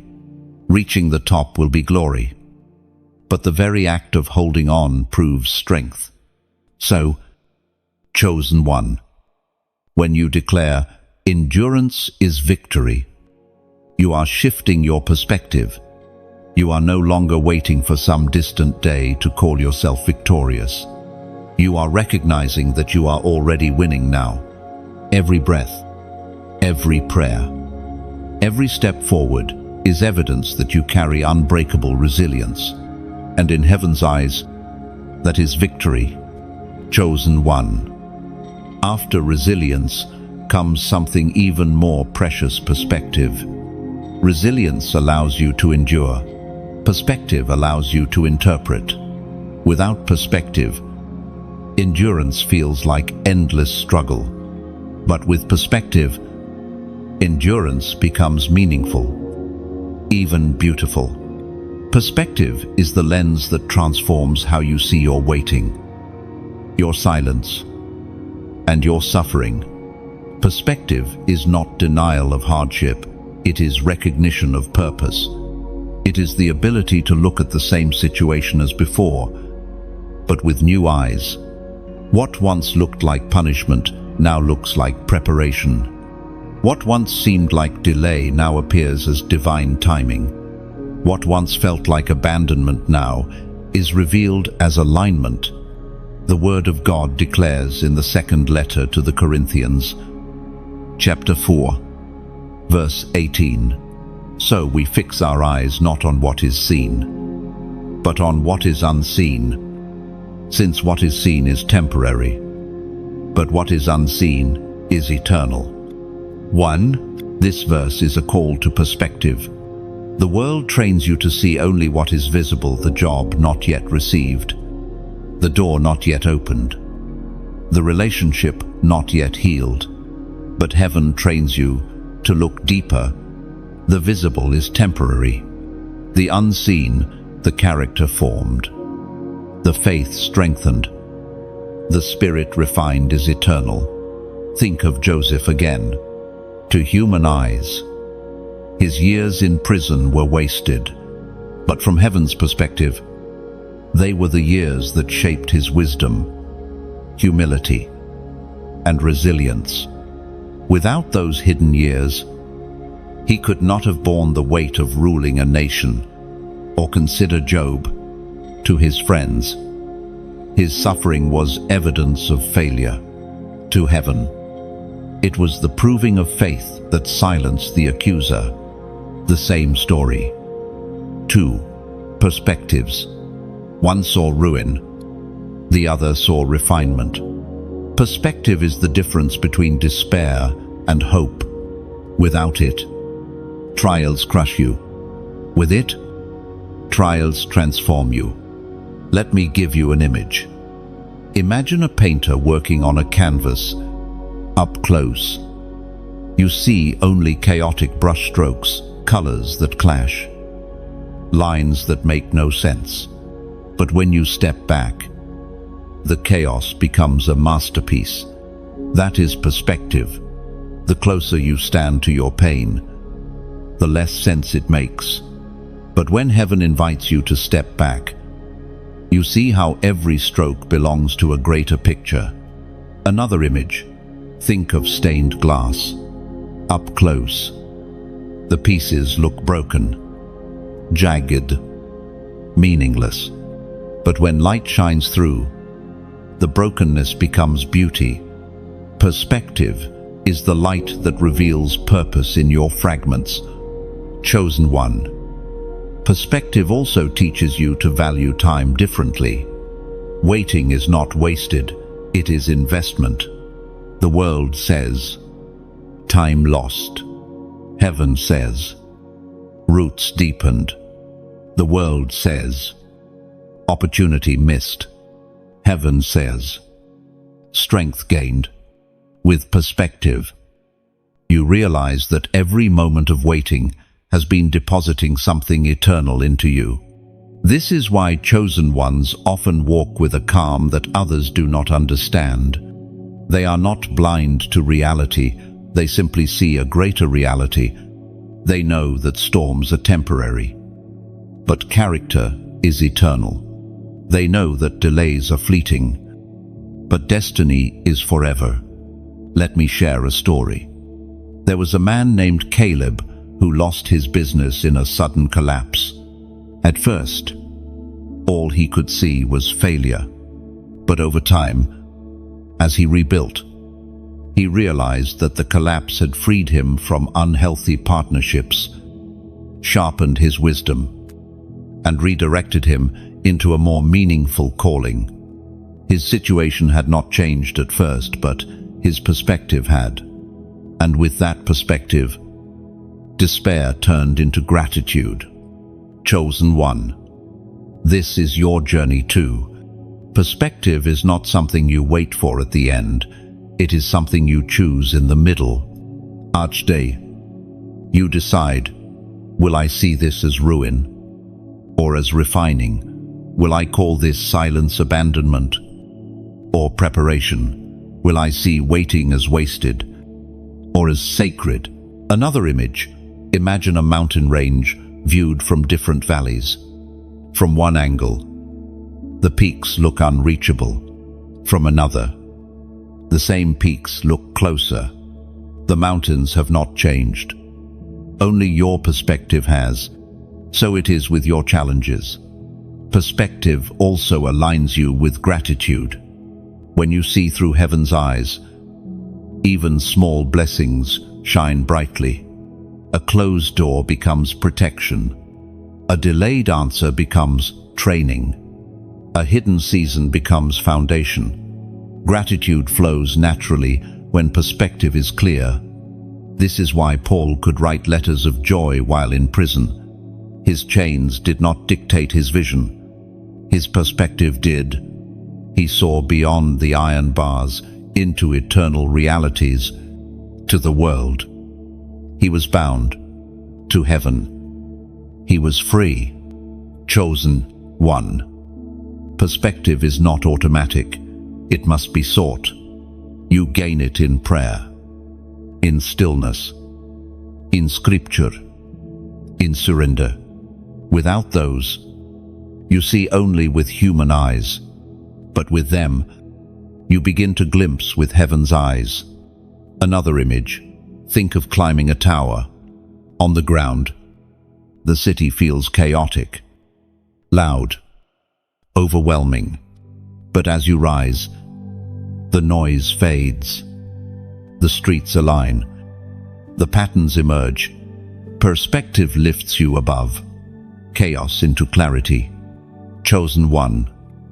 Let heaven lift your eyes. Let perspective steady your heart. For when you see differently, you live differently. Panic turns to peace. Complaints turn to gratitude. Fear turns to faith. And one day, when your breakthrough comes, you will look back with new perspective. You will see that nothing was wasted, nothing accidental, nothing random. Every delay, every silence, every trial was a brushstroke in the masterpiece of your destiny. So hold fast to perspective. Fix your eyes not on what is seen, but on what is unseen. For the unseen is eternal, and it is shaping you even now. Chosen one. Perspective opens your eyes, but vision carries you forward. Vision is not simply seeing what is, it is perceiving what will be. It is the ability to look beyond current circumstance into the future. Heaven has already written. Without vision, even the strongest lose direction. With vision, even the weakest find strength to keep walking. We find in the book of Proverbs, chapter 29, verse 18, where there is no vision, the people perish, but he that keepeth the law, happy is he. Allo. Vision is more than ambition or imagination. It is divine revelation. It is heaven's blueprint, whispered into your heart. Vision steadies your steps, aligns your choices, and guards you from distraction. Chosen one. Vision does not erase waiting. It gives waiting meaning. A farmer waits through seasons, not because he enjoys emptiness, but because he carries a vision of harvest. A mother endures pregnancy, not because the months are easy, but because she sees the child within her womb. Vision makes endurance possible. Think of Noah to the world. His construction was madness, years of labor. No rain in sight, yet Noah carried vision. He saw what others could not. That vision kept him hammering, cutting, building when logic screamed to stop. And when the flood came, his vision became salvation. Or Abraham, standing beneath the stars, childless yet promised descendants. The stars were his vision. Each night they reminded him of what was not yet visible. That vision sustained him through years of waiting. Chosen one. Vision is not always dramatic. Sometimes it is a whisper. Sometimes it is a recurring dream, an unshakable conviction, a gentle pull in your spirit. It may not make sense to others. It may not even fully make sense to you, but it is the compass that keeps you aligned. Let me give you an image. Imagine a ship at sea with no compass. The waves toss it. The wind drives it, but it drifts endlessly. Now, imagine the same ship with a compass. The storms still rage, but direction is certain. Vision is that compass. It does not calm the sea, but it ensures you will not be lost upon it. Another image. Think of a painter with a blank canvas. Without vision, every brushstroke feels random, meaningless. With vision, each stroke belongs to a larger picture. Vision turns randomness into art. Chosen one. Vision must also be guarded. Many lose their vision in the noise of comparison. They measure their journey against others, and the flame of vision grows dim. But heaven's vision for you is unique. It cannot be compared, cannot be replicated, cannot be rushed. This is why silence is often the cradle of vision. When distractions are stripped away, when noise is silenced, vision grows clearer. Joseph received dreams in his youth, but it was in prison and obscurity that the meaning of those dreams deepened. Vision is not born fully formed. It matures in hidden places. Vision also requires faith, for vision always outruns reality. It shows you what is not yet, calling you to believe before you see. Faith and vision walk hand in hand. Faith sustains what vision reveals. Another story. There was a woman named Lydia who felt drawn for years to mentor younger women. She had no platform, no recognition, no clarity. Yet the vision would not leave her. So she began with one conversation, one act of guidance. Over years, her vision multiplied. What seemed small became a network that touched many lives. Vision rarely arrives in fullness. It begins in seeds. Chosen one. This is why you must treasure vision. It is fragile in its infancy. It must be nurtured with prayer, protected with discipline, watered with patience. Neglect can smother it, distraction can distort it, but guarded, it will grow until it becomes undeniable. Vision also carries responsibility. To see is to be accountable. You cannot claim ignorance once heaven reveals. Noah could not stop building once he saw the flood. Moses could not remain in Egypt once he saw the burning bush. Paul could not remain Saul once he saw the light on the road to Damascus. Vision de mon réponse. Another image. Think of a torch handed to a runner in a relay. To hold it is not optional. It requires running, carrying, passing it forward. Vision is like that torch. Once given, it cannot be ignored without consequence. Chosen one. Vision is also communal, though personal. It often blesses beyond you. Joseph's dreams were not only for his exaltation, they preserved nations. Nehemiah's vision was not only to rebuild walls, it was to restore identity to a people. Your vision will touch more lives than you imagine. This is why discouragement often attacks vision. If the enemy can cloud your sight, he can weaken your steps. But hold steady. Guard the vision entrusted to you. Remind yourself often of what heaven showed you, especially when circumstances contradict it. Another image. Imagine a seed underground. To the natural eye, there is nothing. But vision allows you to picture the tree before it appears, to water when nothing has sprouted, to wait when nothing is seen. That is vision. It lets you live today in light of tomorrow. Chosen one. Ask yourself, what has heaven shown me? What whispers have never left me? What dreams do I carry even when they seem impossible? These are not fantasies. They are glimpses of destiny. And hear this, vision is not just about the future. It transforms your present. It makes every step meaningful, every act of faith, every moment of waiting. Every tear shed becomes part of the unfolding vision. One day, when the promise manifests, you will realize you were not simply enduring, you were building. Every prayer was a brick, every sacrifice a stone, every act of obedience a brushstroke, and the masterpiece will testify not only of destiny fulfilled, but of vision faithfully carried.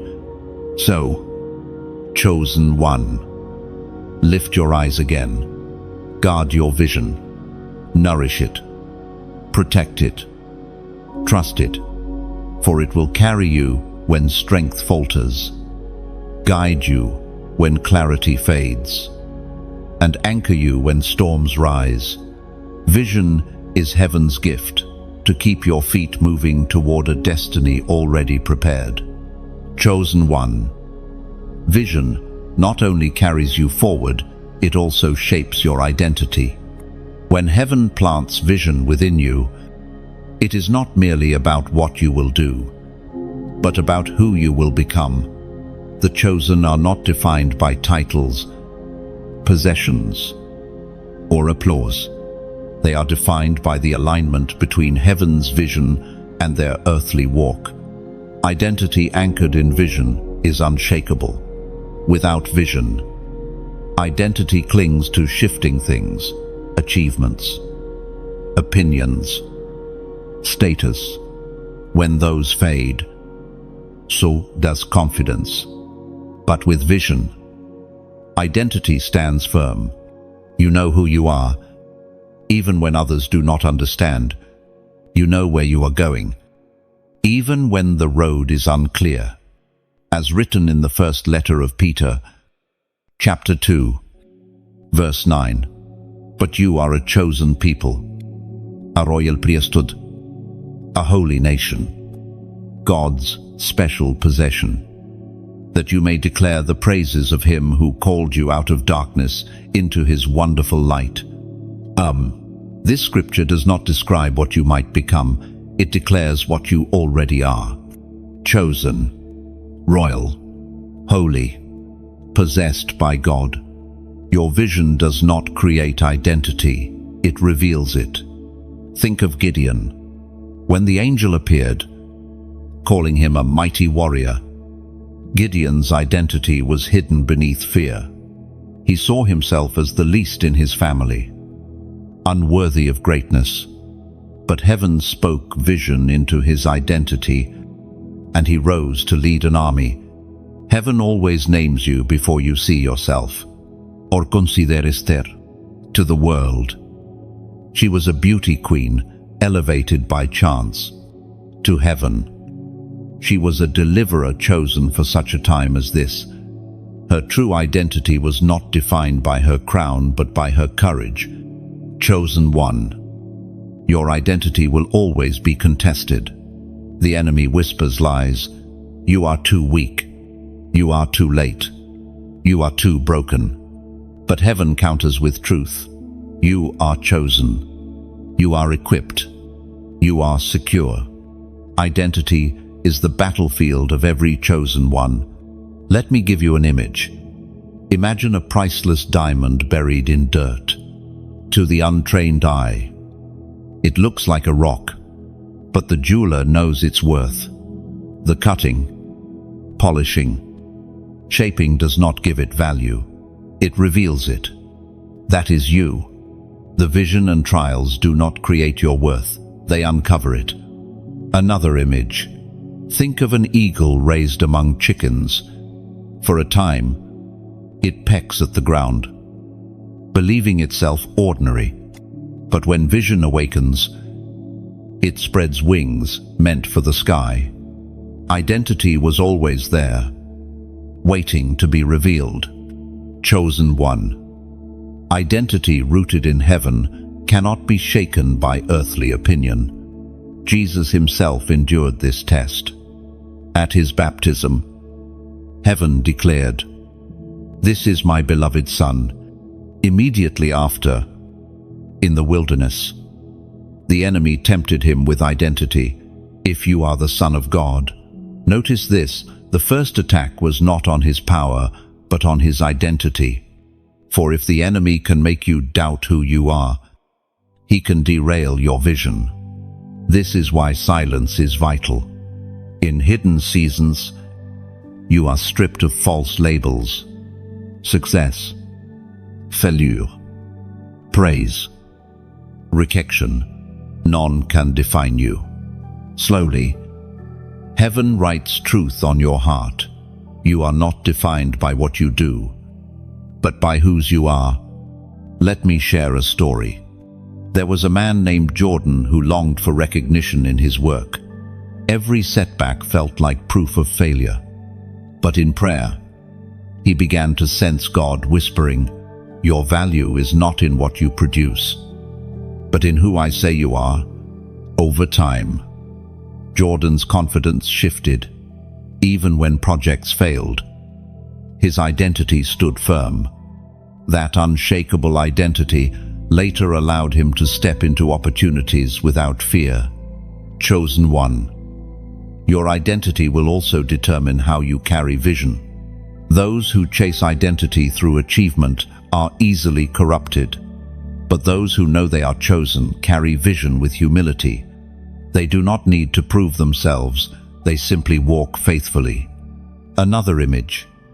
Imagine a tree rooted deep in the ground. Winds bend its branches. Storms strip its leaves. Yet its roots hold. Identity is those roots. Without them, the tree topples. With them, it endures. Chosen one. Identity also empowers resilience. When you know who you are, you stop negotiating with lies. You stop panicking over delays. You stop chasing validation. You move with quiet authority because you know you are already seated in heavenly places. Identity also births courage. Esther risked her life before a king because she knew her true calling. David faced Goliath not because he was stronger, but because he knew he was chosen. When identity is clear, fear loses power. Another story. A young woman named Hannah struggled for years with insecurity. She feared she was unworthy of love or purpose. But when she discovered her identity in Scripture, that she was God's beloved, His possession, her posture changed. She began to walk with quiet confidence, no longer despaired for approval. Later, she became a mentor to many, her identity fueling her influence. Chosen one. Your identity is not fragile. It is eternal. It was declared before your birth, sealed in Christ, and cannot be erased by circumstances. Trials may shake your emotions, but they cannot rewrite who you are. Identity also determines how you steward breakthrough. Those who do not know who they are may idolize success, turning crowns into prisons. But those secure in identity see crowns as assignments, not trophies. They use influence to serve, not to boast. Another image. Think of a mirror covered in dust. It still reflects, but faintly. Cleaning the mirror does not create reflection, it restores it. Your waiting seasons are heaven's way of wiping away lies, revealing the true image you were always meant to bear. Chosen one. Hear this clearly. You are not defined by delay, by failure, by rejection. You are defined by the voice that called you before the foundation of the world, and that voice still speaks. You are mine. You are chosen. You are enough. So stand in identity. Guard it. Let it anchor your vision, fuel your resilience, shape your gratitude, and steady your waiting. For when the unveiling comes, people will not only see what you do, they will see who you are. And who you are is unshakable. Chosen one. After the refining of silence, the weight of resilience, the fire of transformation, and the revelation of identity, there comes a season that feels unlike all the rest, the unveiling. This is not the end of your story, but the moment where hidden work becomes visible, where the years of waiting begin to bear fruit, where what was whispered in secret is spoken aloud in the open. Unveiling is not sudden in heaven's eyes. It is the natural result of long preparation. Seeds break into harvest. Foundations rise into structures. Roots push forth into trees. For you, it may feel sudden. For heaven, it is simply time. We are reminded in the book of Habakkuk, chapter 2, verse 3, "For the revelation awaits an appointed time. It speaks of the end and will not prove false. Though it linger, wait for it. It will certainly come and will not delay." Oh, this verse reveals the mystery of unveiling. Appointed time. Not early, not late exact. To human hearts, the waiting lingers. To heaven's calendar, it is perfectly aligned. The unveiling comes not when you demand it, but when the appointed hour strikes. Think of Joseph standing before Pharaoh. One day, he was in prison, clothes, forgotten by men. The next, he wore royal garments, entrusted with nations. The shift was sudden to human eyes, but years in the making from heaven's perspective. Every trial, every delay, every silence led to that unveiling. Or think of David. One moment, hiding in caves from Saul. The next, crowned before Israel. But the years of wilderness carved the heart that could carry the crown. His unveiling was sudden only in sight. It had been prepared in silence. Chosen one. Unveiling is not reward, it is responsibility. To be unveiled is not to bask in recognition, but to step into assignment. Breakthrough is not simply about what you receive, it is about what you carry for others. Let me give you an image. Imagine a curtain on a stage. Behind it, actors rehearse. Sets are prepared. Lights are tested. The audience sees nothing, only silence. But when the curtain lifts, the play unfolds in fullness. The unveiling of your destiny is that curtain moment. Years of hidden rehearsal suddenly revealed in glory. Another image. Consider a butterfly emerging from a cocoon. To observers, the wings appear suddenly, but in truth, they were forming silently all along. The unveiling is not the beginning of beauty, it is the revealing of beauty already complete. Chosen one. The unveiling will often surprise others, but it should not surprise you. Deep within, you will recognize the season. A holy rest will settle over you. A quiet, knowing that time has come. You will not need to force doors, they will open of their own accord. You will not need to prove yourself, the fruit will speak. Unveiling also tests humility.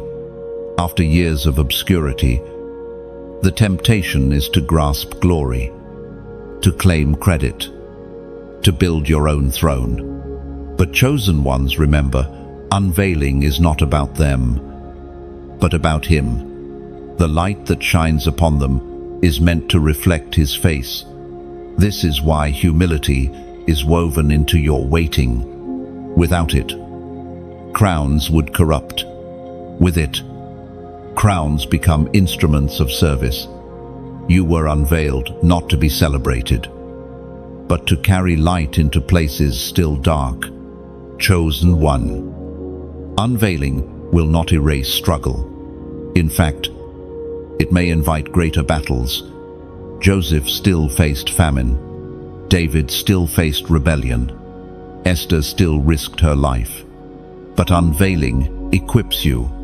What once would have crushed you cannot now defeat you, for you carry the strength of hidden seasons. Let me share a story. A man named Elias spent years in obscurity, serving faithfully without recognition. Many assumed he had no impact. But when a crisis struck his community, suddenly his wisdom and steadiness were sought. Overnight, he became a pillar for many. Yet he knew it was not overnight. It was the unveiling of years in silence. Another image. Think of a lamp placed under a basket. For a time, its light is hidden. But when the basket is lifted, the room is illuminated. The lamp had always carried fire. The unveiling simply revealed it. You are that lamp. Chosen one. Unveiling is also communal. Your rise is never for you alone. Joseph preserved nations. Esther saved her people. Paul carried the gospel across continents. Your unveiling will ripple far beyond your own life, touching lives you may never meet. This is why unveiling is sacred. It is not simply destiny fulfilled, it is purpose multiplied. It is heaven's light, breaking through one life to ignite many. Chosen one. You must also know this. Unveiling is not the finish line. It is a new beginning. Crowns come with weight. Harvest comes with labor. Assignments come with warfare. But you will not walk unprepared. Every hidden season has armed you for this hour. Another image. Think of a soldier trained for years in barracks. When war comes, he is not surprised. He is ready. The unveiling of his role is not ease, but responsibility. Yet he carries it with strength born of training. Chosen one. Your unveiling is coming. Not because you forced it, not because you rushed it, but because heaven appointed it. And when it comes, it will feel both sudden and inevitable. Sudden to others, inevitable to you. So stand ready. Keep your heart humble, your vision clear, your identity secure. For when the curtain lifts, the light will fall on you, not to glorify you, but to reveal Him through you. Chosen one. Unveiling is not the end of waiting. It is the fruit of waiting, and every hidden moment, every silent prayer, Every unseen tear will prove its worth when the appointed hour arrives. And when it does, you will know. The path did not fail you. The silence did not waste you. The waiting did not break you. It built you, shaped you, and prepared you for this unveiling. Chosen one, we have walked together through silence, through waiting, through endurance, through transformation, through identity, and finally into unveiling. And now, as we come to this closing moment, remember this: your journey is not ending, it is only beginning. Everything you have heard is not meant to remain as words in your memory, but as seeds planted deep within you, ready to grow and bear fruit.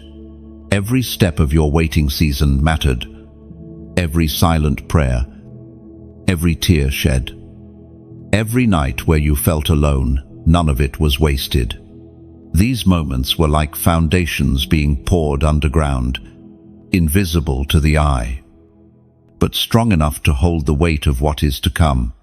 You may not have seen it, but heaven has been building something unshakable inside you.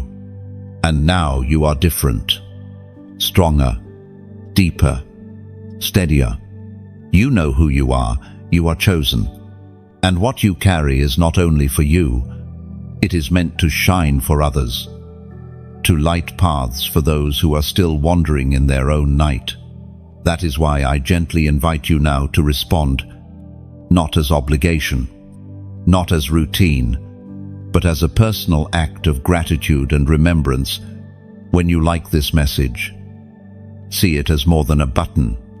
See it as laying down a stone on an altar of remembrance. Each like says, "Here, I mark the place where I remembered who I truly am." When you share this message, imagine placing a lantern in the hand of a traveler lost in the fog. You may never know their name. You may never see their face, but the light you give could guide them safely through the night. When you subscribe, do not think of it as joining a channel. Think of it as planting your roots in a grove of trees. A single tree may fall in the storm, but when roots intertwine underground, the forest stands strong together.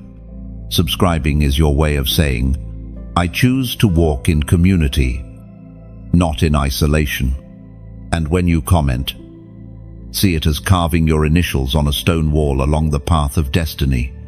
Others who come after you will see those markings and know, someone has been here before me. Someone endured this stretch. I am not alone. Even a few words from you can become courage for another. Chosen one. These are not demands, they are invitations. Just as heaven invited you to endure seasons of waiting and silence, so now you are invited to respond with gratitude, with light, with presence. Small acts ripple further than you know. A single flame can light another without losing its own fire. A single drop of water joins others to become a river. A single voice echoes in valleys where someone thought they were alone. So let this be your moment. Like, share, subscribe, comment, not out of pressure, but out of choice. Not because you must, but because you can. Because your story matters. Because your presence has weight. Because your light is needed. Chosen one. You are not walking to an ending. You are standing on the threshold of a new beginning. Carry what you've received. Live it. Share it. Mark it. For you are not forgotten. Not abandoned. Not late. You are exactly where you need to be. And from this place forward, your steps will carry the strength of everything heaven has built inside you. Now, rise. Walk in your calling. Shine your light. Live as who you are and always will be, God's chosen one.